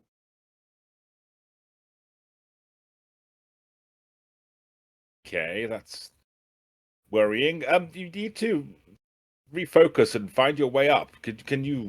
Are you able to do that? Is your suit damaged? Can you find your way up? It's at this point. Because again, Dr. Daring, you hear all of that in whispers, overlaid with other semi-intelligible chattering. But Dr. Undermoon, as you catch your breath, you stabilize yourself, you look back down at the water trying to get in contact with Dr. Daring, and then you turn to assess where you are, and you see, actually, you're in a rather small cavern here. You could reach up and touch the ceiling of this. It's almost narrow enough that you could touch either side if you sway back and forth. And it doesn't go all that deep because just in front of you, only a few meters away, there seems to be a stationary lantern set up there. And you can see 3 figures huddled up in the corner, huddled up in the back of this cave. It does seem to just be some sort of outcropping. This doesn't seem to go anywhere. This just seems to be a pocket. And there's a lantern, a very bright lantern, emergency lantern. And you can just make out the sort of silhouetted, shadowed figures of 3 vaguely humanoid shapes a few meters away. The computer, can you determine the life signs up ahead of me? You tell me anything about them?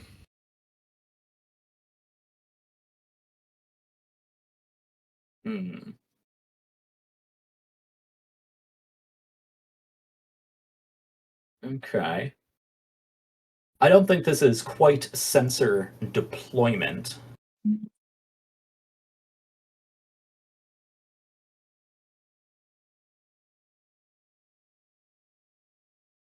Dr. Undermoon, perhaps you could clarify what you mean by life signs. Perhaps you are thinking of a fairly fictitious sci-fi trope that is used. I can utilize various motion sensors and thermal imaging. However, I do not possess the capabilities to simply determine life. Okay, thermal cameras on the figures that are up there above us, if you could, please. Thermal overlay activated.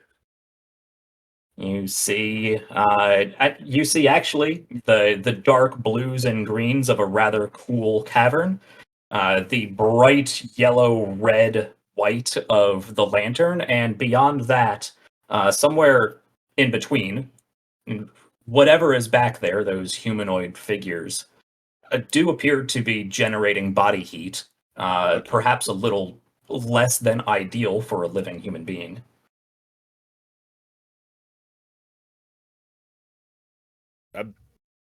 Dr. Daring, I need you up here as soon as possible. I've got contact up here. Can I attempt again to get myself up?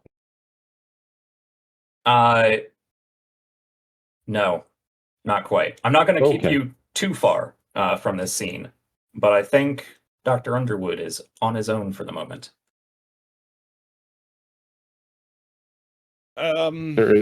There is no response then. Hello there. I assume I can kind of project out of a speaker to. Yeah. You there, up there on the ledge. I come in peace. Who are you? Identify yourselves. You're used to communicating with Dr. Daring through a radio, as your suits are obviously airtight. But you do have a microphone on the outside, so you can vaguely hear ambient noise. You hear the shuffling of dust and stone. And one of the figures creeps forward. Are you real? Here. This figure throws a small pebble at you, ting, ting, off your visor. Stop that now. Yes, I am very real. Who identify yourselves? Who are you? Scrambles backwards quickly, your microphone picking up the movement, but not quite the voice. There seems to be some sort of chittering in the background. Not quite chittering. Chattering, I will say. Chittering and chattering have 2 different thematic visualizations. There's some chattering back there before very quickly 3 individuals just rush forward to you. You see them sort of scrabble together on all fours until they get to the decline of this, and then they just allow gravity to take them as they throw themselves down in your direction. Yes, okay. Just let's all just calm down now, shall we? Like I said, who are you? I mean, they're 2, maybe 3 meters away, mostly falling forward down this decline towards you. Do you try to catch them? Do you try to move out of the way? Do you swat at them? I will try and catch them. Okay. I think that's the best idea. Yeah, I won't make a roll for that. They are meaning to collide with you, and unless you expend yourself to move out of the way, they are going to come in contact. So you call out to them, but whether they hear or understand or have any time to respond, well, they don't before these three emaciated looking people just latch onto you. Just three of them, just full body hug. You can hear. Okay, yes, You're real. You're. Oh God! Thank you so much. I thought we were gonna. Okay. Let's all just take a breath, shall we? It's all going to be fine. Who are you all?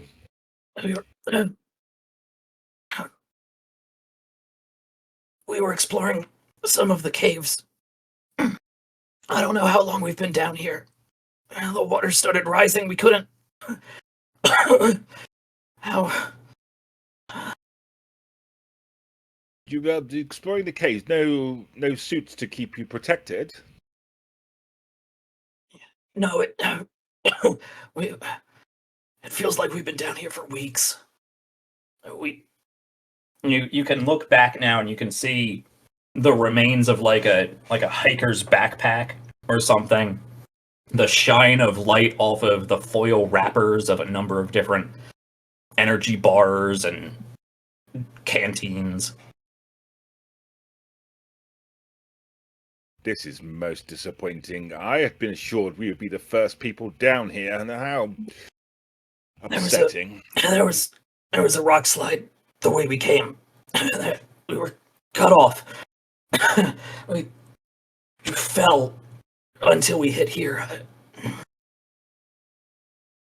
There's no way out where you came from, then? No.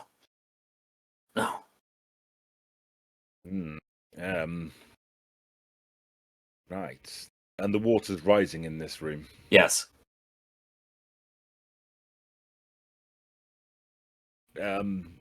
Yes. Most problematic. Okay, let me think. Dr. Daring. It's at this time that you can collect yourself. You are our anthropologist with a high sway skill. I'm not going to completely leave you out of the first humanoid contact. So you can refocus yourself. The whispers that is Dr. Underwood's voice begin to push past all the others, and you can make your way to the surface and rejoin your colleague. Just a single hand reaches up, grabs onto the ledge, pulls myself out. Thank goodness. The three of them startle and throw themselves backwards. No, it's okay. It's my colleague. He's down here with me exploring, but let's pull him out and see how we can. Hopefully, he'll be able to assist us. Yes, hello. Greetings. You found some friends. I mean, that's a bit of a stretch, but yes, there are additional people down here. I think they got swept down in here by the looks of things. I don't think they're scientists like ourselves, but we do have a problem. I'm not quite sure how we get them out of here. Well, first, introductions. I am Dr. Daring. This is Dr. Underwood. I'm sure he did not properly introduce himself. And your names are, my friends?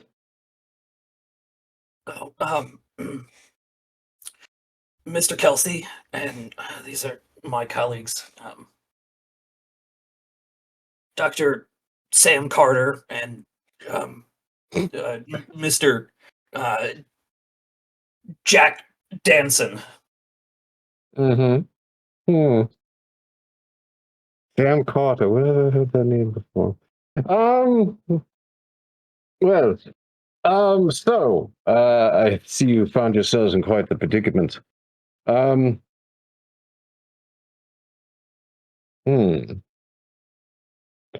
we have a couple of options before us. We can attempt to bring you out ourselves. Perhaps with some 3D printers, we can create some sort of respirator device to allow them to at least breathe underwater for a short amount of time. Might Or work.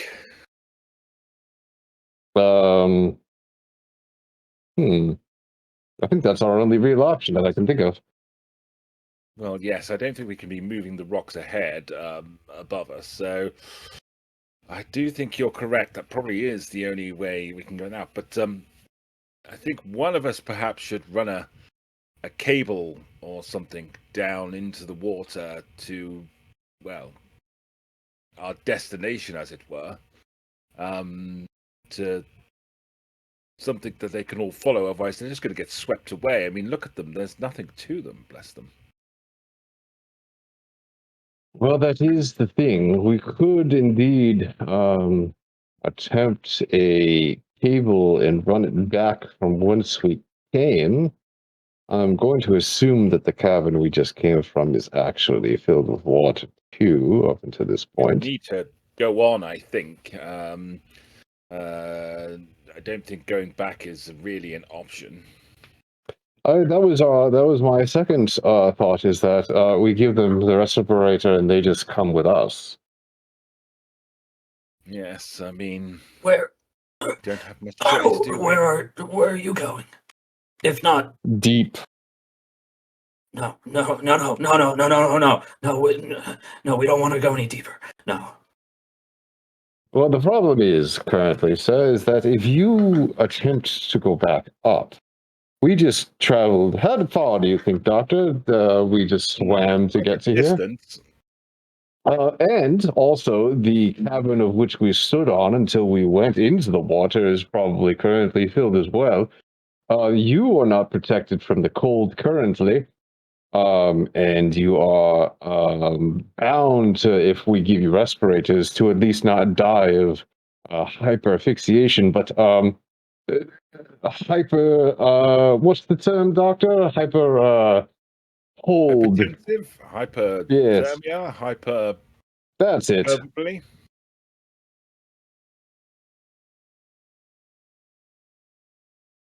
So my personal thought here, my friends, is that you just join us for this jaunty little journey, and we continue on our way. You can, with your sway skill, what it is, and your degree in anthropology, your experience talking with people, as you have been trying to explain this, you can see they are starting to get more and more frantic. They're breathing heavier. They're on the verge of hyperventilating. And they just they keep shaking their head and repeating just over and over again. Just no, we can't go deeper. No, we can't go deeper. No, please, no, not deeper. All right, sway. Anything else I should add to this? Well, since we are new to the game and new to your equipment, remember you can always simply take a look around. You have the option to deploy sensors and ask. I will ask you a question, and you tell me the answer, and it just becomes true. Or the opposite, you can radio back to the Fracture Observatory and ask a question, and I will provide the answer. Both of those determined by cards.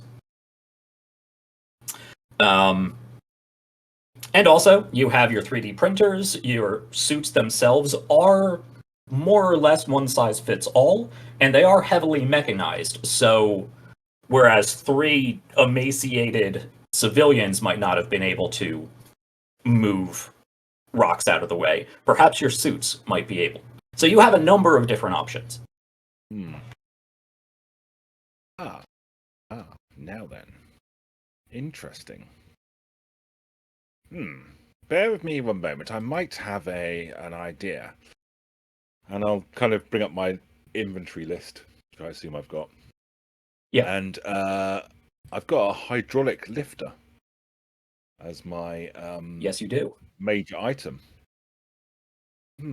What do we think? If I deployed this correctly, perhaps we could push the debris out of the way and make it safe for us to get these chaps up and out. Up and Sounds out. like an idea to me. Up and out. Yeah, up and out. Up and out. Okay, but be prepared. This doesn't work. Do be prepared. We might have to take another more downward action, as it were. Both of you at this point can see that you're talking to people who aren't entirely registering what you're saying. It is, we do not want to go deeper, and please, up and out. Other than that, it is glassy-eyed hyperventilating. So I think what I will do is a couple of things. A, I will print out some food for them. And two, I'm going to print out some blankets for them. Okay.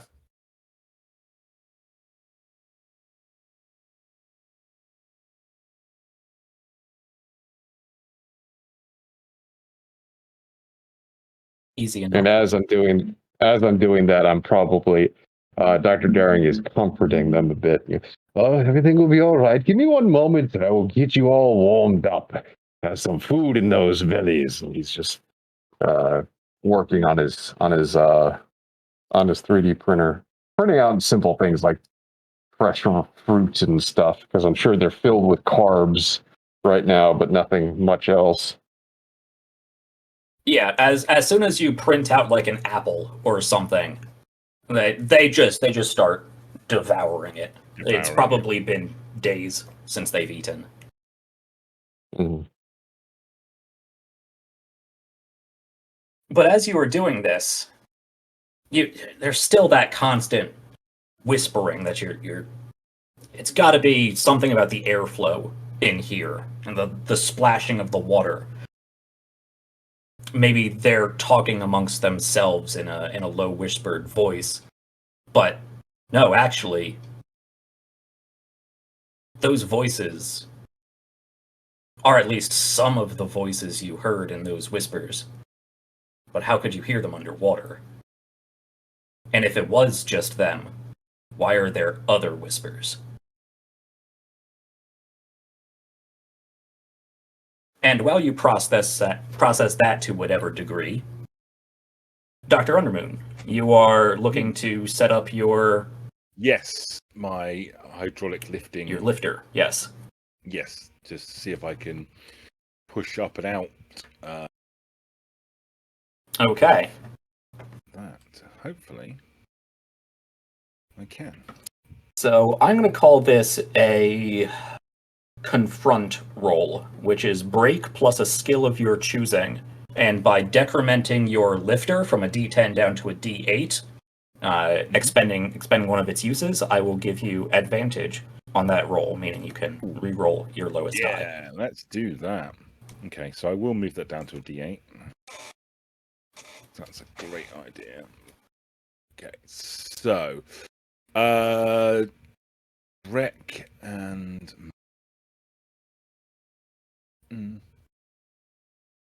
I'm going to go for Wreck and Make, I think, as my two. Yeah, I think that makes sense. Because it's it says trap, prepare, build. So I'm going to try to use it to push up and out and create like an opening. Yeah. So okay. Building like an exit. Right. Okay, this needs to be good though. It's It's all or nothing right now. I pulled 2 9s for you. 2 9s. Okay, so I've got a D8 and a D4. Right. Okay. Let's roll the D8.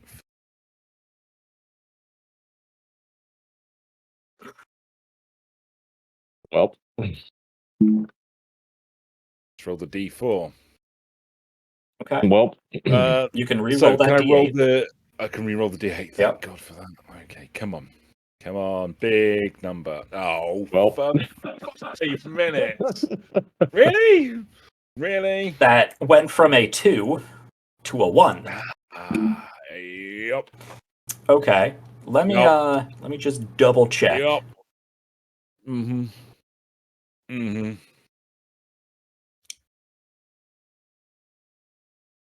Okay.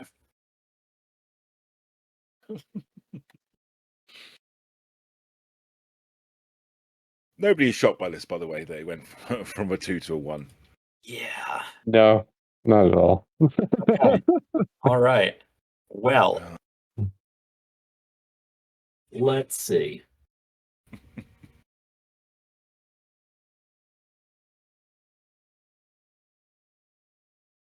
So you have a number of exosuit functions that you could call upon.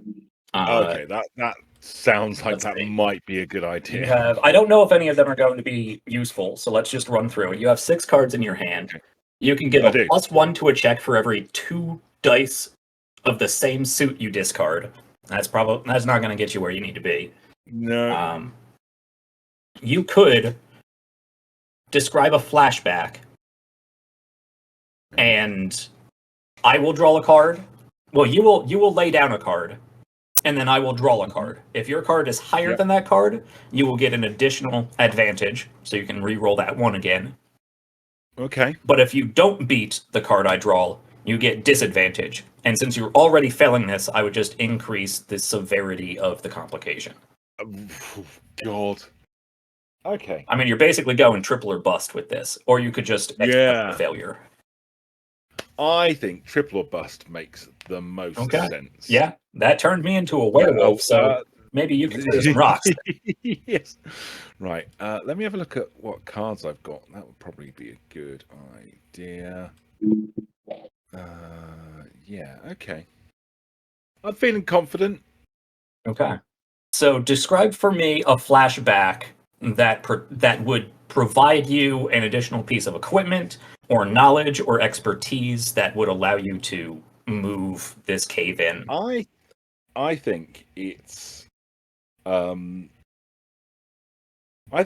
back to when he was at university, and part of the studying rocks is the ability to make sure that you can get yourselves out of difficult situations, because that's going to happen sometimes underground. And he'd actually come up with this really radical, different way of doing it. So they were being taught this technique in class, and he was kind of looking at it going, that's ridiculous. That doesn't make any sense. You don't want to do it that way. What you want to do is be reinforcing the stones at either end, so that when it pushes up and out rather than just a straight lift. So teacher was like, that's ridiculous. You don't do it that way. And he was, no, trust me. I know exactly what I'm doing.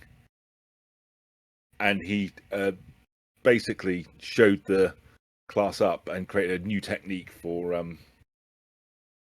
lifting rocks in perilous situations. All right. So you can steel yourself. You realize just applying force to these rocks is going to cause the cave-in to get worse. So you have to step back and really think back to that hypothesis you drew. Get the calculations flowing in your mind, maybe pull something up on your HUD, calculate how the physics will work and the geometries and all of that. So go ahead and throw down whichever card you would like, and then I will. All right. I have an 8. That's my highest card. Let's see if you beat my card. No. That's a jack. Why? Which is an 11.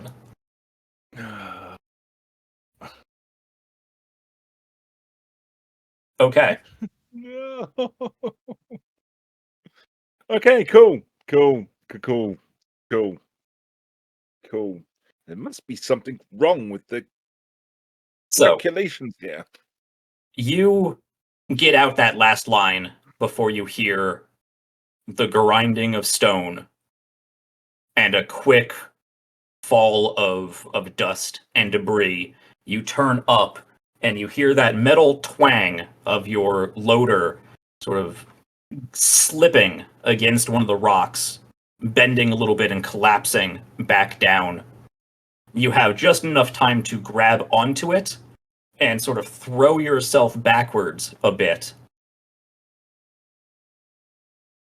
as this pile of rocks that seem to be wedged in a very steep incline just gives way to catastrophic results. You feel the ground shake, the both of you. Dr. Daring, this is as you are handing out blankets. They've wrapped themselves up. They are shoving food in their mouths, and then everyone turns quickly, but time slows down. We see everyone's head move to the side. We see the dust slowly waft down against the light of this lantern. And then time speeds up rapidly as there is just a cascade of boulders and dust. The two of you are thrown backwards into the water, spinning, banging against walls, being thrown down. There's rocks. You are sinking as they pelted against you and are pushing you down under their weight. Because this was Tal's failure and not the eye, Dr. Undermoon, you're going to take 2 stress from this. 1 from the actual physical damage of the components of your suit, and 1 from the fact that no matter how good your intent was, your hubris, perhaps, your overconfidence, or perhaps simply your lack of skill. Maybe your hypothesis was incorrect. Oh, that last one hurts a lot. Has clearly led to the death of these 3 survivors. As the cavern just caves in. Dr. Daring, you are likewise pelted with small boulders and thrown backwards, dashed against the wall. You're not going to take the stress from this because you didn't fail the action. But this cavern has been sealed off. The survivors there lost. And you are being pulled rapidly back down this thin tunnel, jagged tunnel, back down to the slightly larger, more open, flushing channel of this cavern.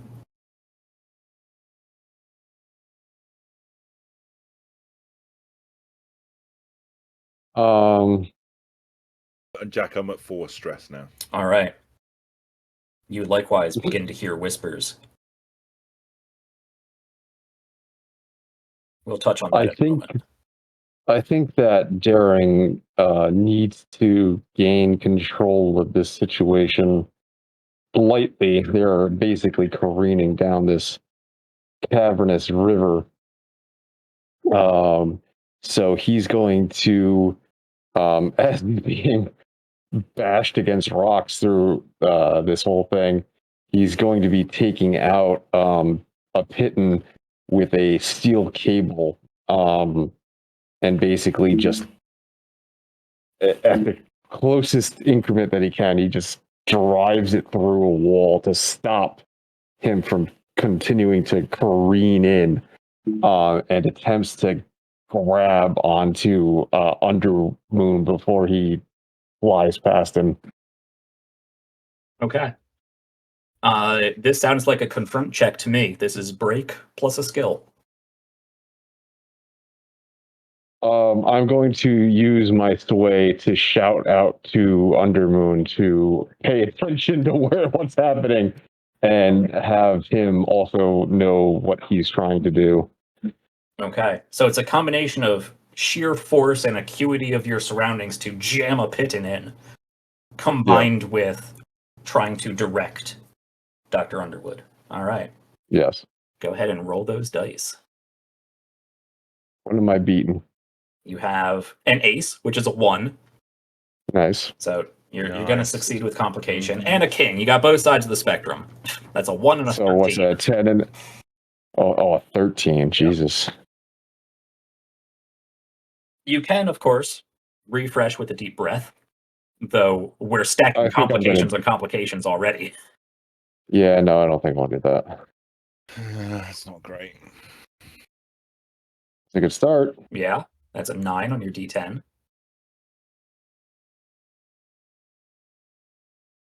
So close. God damn it. No, see that? So that's good. You have 4 cards in your hand. Do any of them share a suit?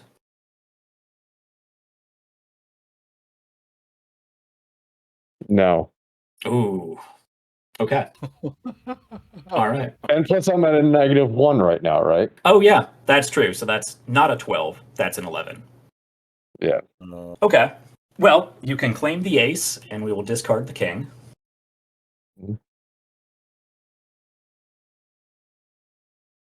So this succeeds. You jam the pigeon in, and you are able to direct Dr. Underwood enough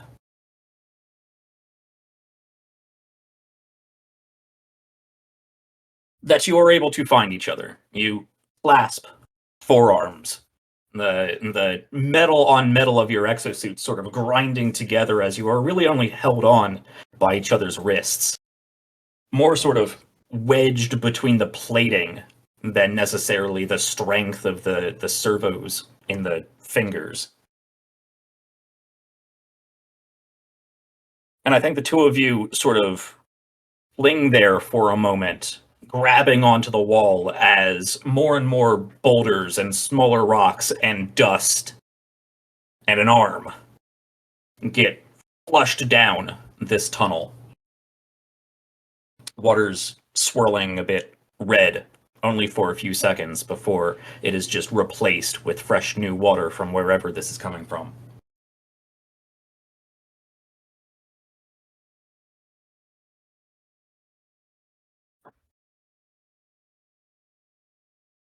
And Dr. Daring,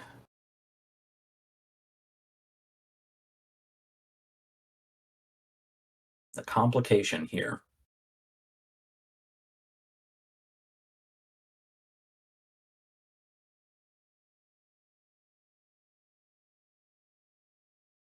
I think the complication here, once again, had a series of unfortunate complications, is just more stress. This is a lot right off the bat. You're 2 days into this journey. You found survivors. Jack, when it comes to, so you're saying the complication is more stress, correct? That's where I'm leaning. Okay. So I'm just trying to gauge the dynamics of this particular system. Yeah. And it says, so you said more stress, but being under the effects of whispers, you get to change one aspect of a complication. Yes. Okay. So if I say the one change of the complication is instead of more stress is less stress. No. I'm Nice saying try. one word. So that is for a narrative complication that introduces successive dangers. Gotcha. Understood. Let's see. Gaining stress is kind of the default complication. In other games, the default, like if we were playing Blades in the Dark, the default might be a damage, or it might be increasing the, I don't know, alert level or whatever they use. It's been a while since I played anything in the dark. So the default, you can always just give stress. It's the default. You failed. Let's move on. I think because we are already dealing with a complication from a complication from a complication from a complication. I don't think I'm going to keep adding anything on because we're getting to the point where things are becoming so severe that if I just keep piling on more and more problems, it's going to be more and more difficult to get through. So I will say actually, the complication is you are able to grab on to Dr. Underwood, but in doing so, you lose the grip on your piton.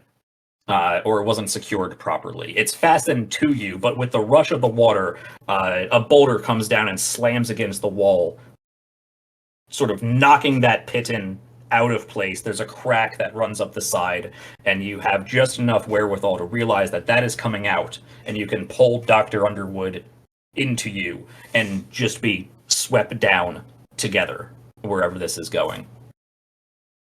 Gotcha. Would you like to change any minor detail of that scene? Instead of a big boulder, it's a very small rock. That could make the difference in whatever Yeah. may happen next. Sure. Okay.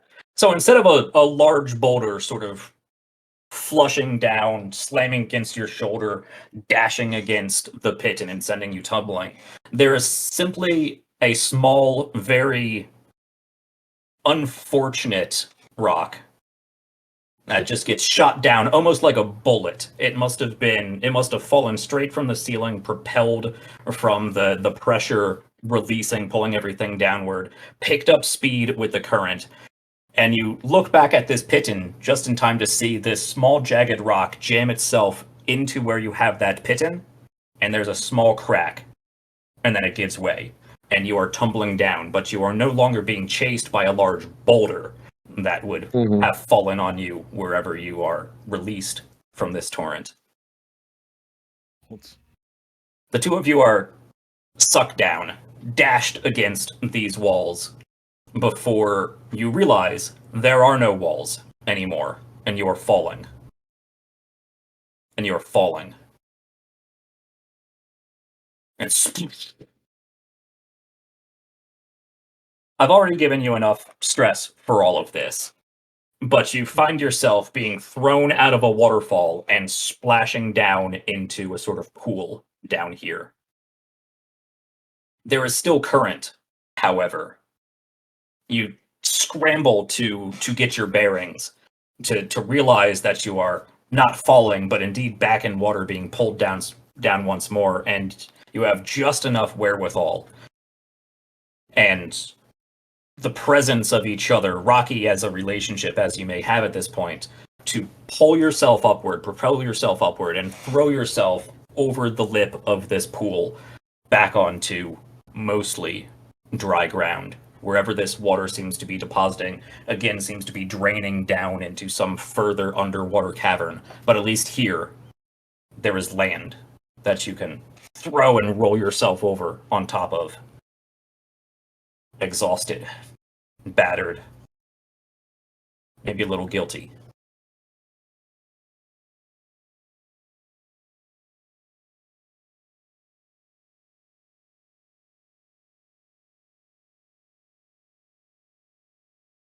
Two of you lay there in a daze for a while. This is not quite going as I'd hoped.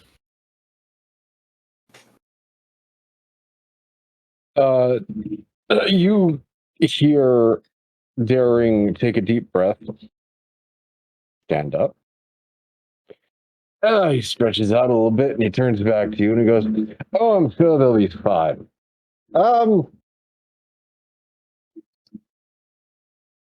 Yes, that was quite a journey. And he just takes a look around. He's like peering about a bit. Oh, they didn't follow us, eh? Perhaps they'll catch up with us another time. What to do next?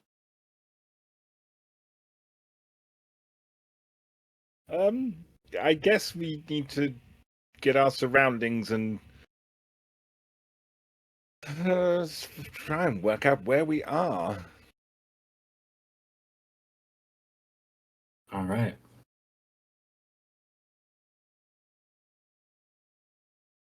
You settle yourselves for a moment, stand up, find yourself in yet another, same site as before, cavern.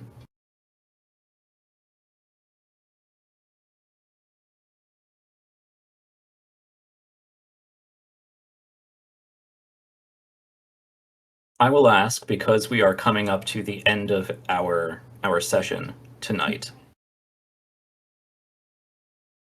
That was the main obstacle that this sector we are in, the fissure opening. I don't want to say you overcame it, but you survived it, at the very least. So I will say, from here, it will be a montage of traveling, moving through caverns such as these, avoiding more underground rivers, going down a tunnel, realizing it's a dead end, backtracking, going down a different one. You know that just traveling from one area to another, it will take days and days. This journey will take months. You are traveling thousands of kilometers. And in this time,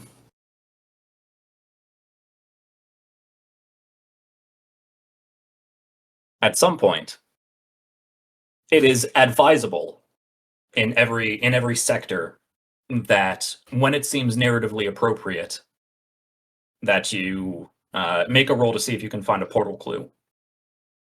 Okay. Now, we can flash back since I'm only mentioning this now. So if there was a time in the previous events that you think you may have looked for a clue as to what may be happening here. It could be something you're thinking back on, whatever it may be. But one of you per sector will probably want to roll to find and then understand a clue. Okay. But aside, I may have a moment. yeah. Perhaps when Daring was stuck in the water, he may have caught something in his time under there that would not have been seen if it wasn't for the fact that he was stuck. Yeah. Okay. So, this will be a study check, which is think plus a skill of your choosing. And this will be to determine whether or not you succeed in finding a clue. Then we will roll to determine what that clue is, and then we will roll to determine if you understand that clue. That's a lot of rolling. I feel like I have to take a deep breath for this. Okay. Because I'm at a D4 for everything but sway. Yeah. Mine are looking pretty ropey at the moment as well. So I'm going to take a deep breath, and that resets everything. Yes, the deep breath. And just make sure we are all on the same page here.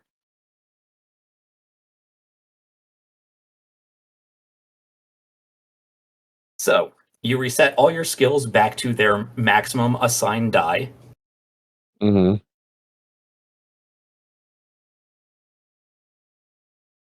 And then I introduce a new complication. If you want Yeah. to clear stress, that is using the repair and heal exosuit ability, in which you discard 2 cards and clear 1 stress. Oh, that's not going to help me in the moment. All right. I'm trying to think if I can sway this, but I don't think there's any narrative way I can do that. So you said it's going to be think. I'll throw this out at you. With your understanding of anthropology, usually that comes with some level of psychology training, at least in my experience. While you were talking to these 3, unfortunately no longer survivors, you would have realized that they were hyperventilating. They were fixating. We will not go down. Please, no more of the dark. We need to go back up. You may have been able to talk them through their hysteria, for lack of a better word. Maybe they have seen something, or heard something, or felt something. You might be able to convince them to give you some sort of insight into what they have experienced down here in the dark. Okay. So I'm going to do sway and think.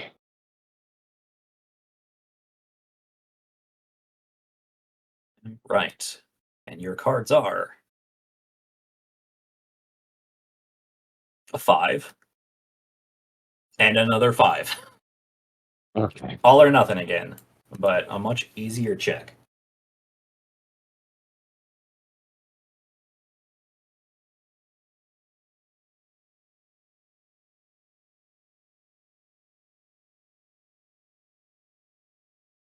Ugh. Well, I still beat them both, but that was a really low roll. All right, yeah. Hmm. A sum of 7. You can claim both of those cards. Nice. And now we can roll for our first portal clue. Let's see. There you are. So I would like you to roll a d6, and I will roll a d6. And this is functioning as a d66, the same way a 2d10s function as a d100. So minimum of 11, maximum of 66. But you roll 1d6, and I'll roll the other. Would you like to be the 10s digit or the 1s digit? Oh, Considering this is something, can I use my universal translator for any of this to give me advantage? I mean, you already passed the check. This is just determining what the clue is. Oh, what the clue is. Okay, I Yeah. didn't know if it was a check of some sort. I'll do the 10s. Okay. 6. Okay, a 63. Let's see if that makes any nice. sense.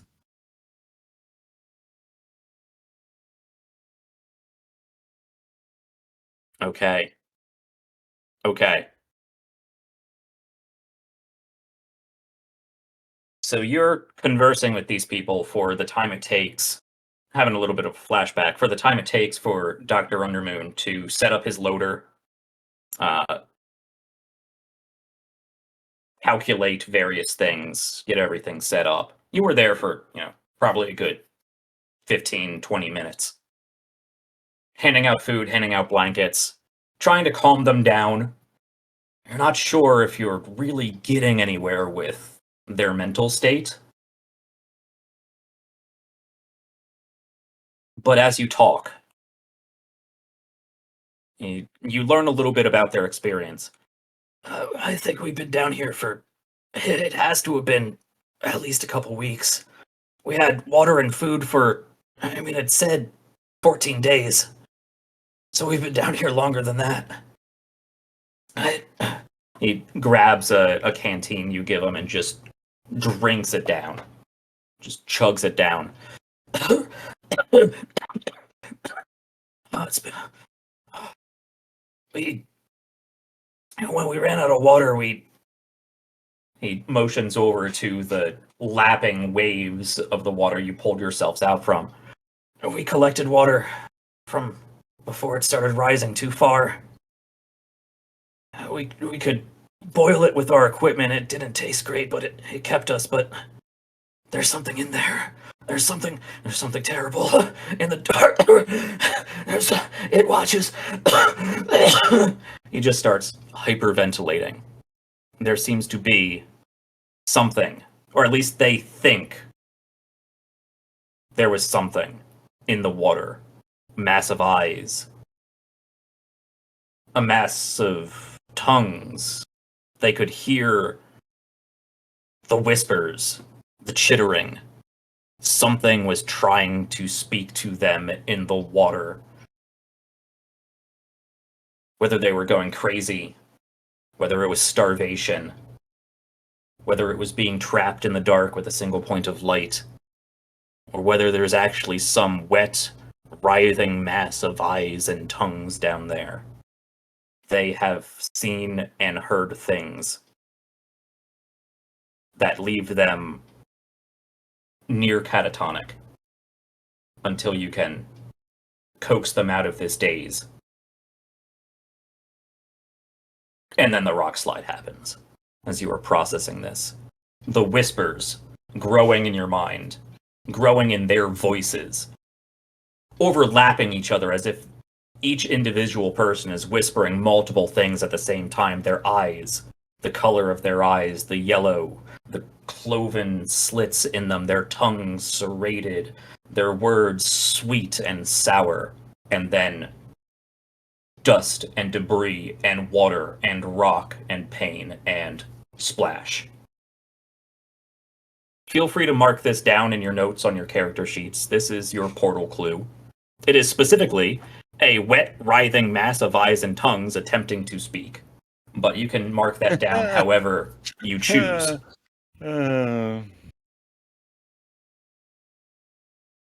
And in the future, once you have time to process this, you can attempt to understand that a bit more. Because whatever they saw, whatever they were trying to convey to you, their words linger in those whispers that are constantly in the back of your head now, constantly howling in the breeze of these caverns, the sloshing of water, the scraping of gravel against your boots. You've learned something nobody should have learned.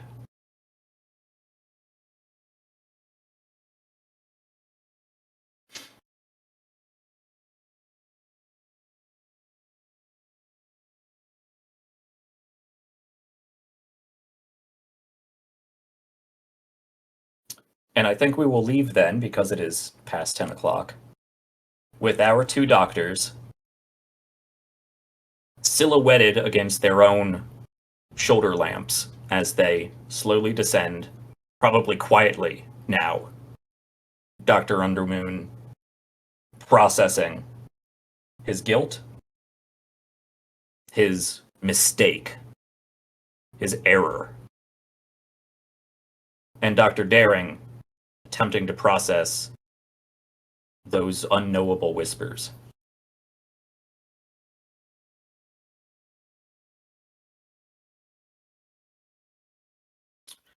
And the camera will zoom back against those two silhouettes as they get smaller and smaller, and the darkness takes the camera at its core.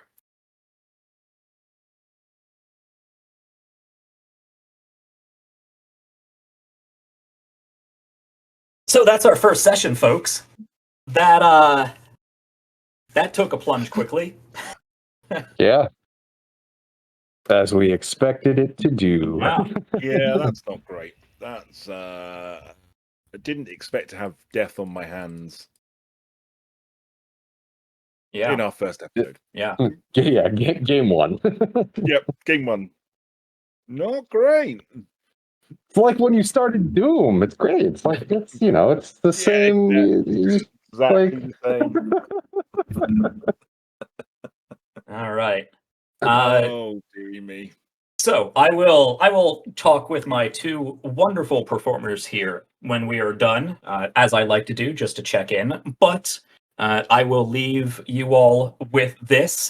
This first episode, I did actually decide during our break that I wanted to focus on this first sector, the role play, what is happening to these characters, and really establish that benchmark for where we are setting off. So next week, I am hoping we can get through the next two sectors, but we'll see how it turns out. All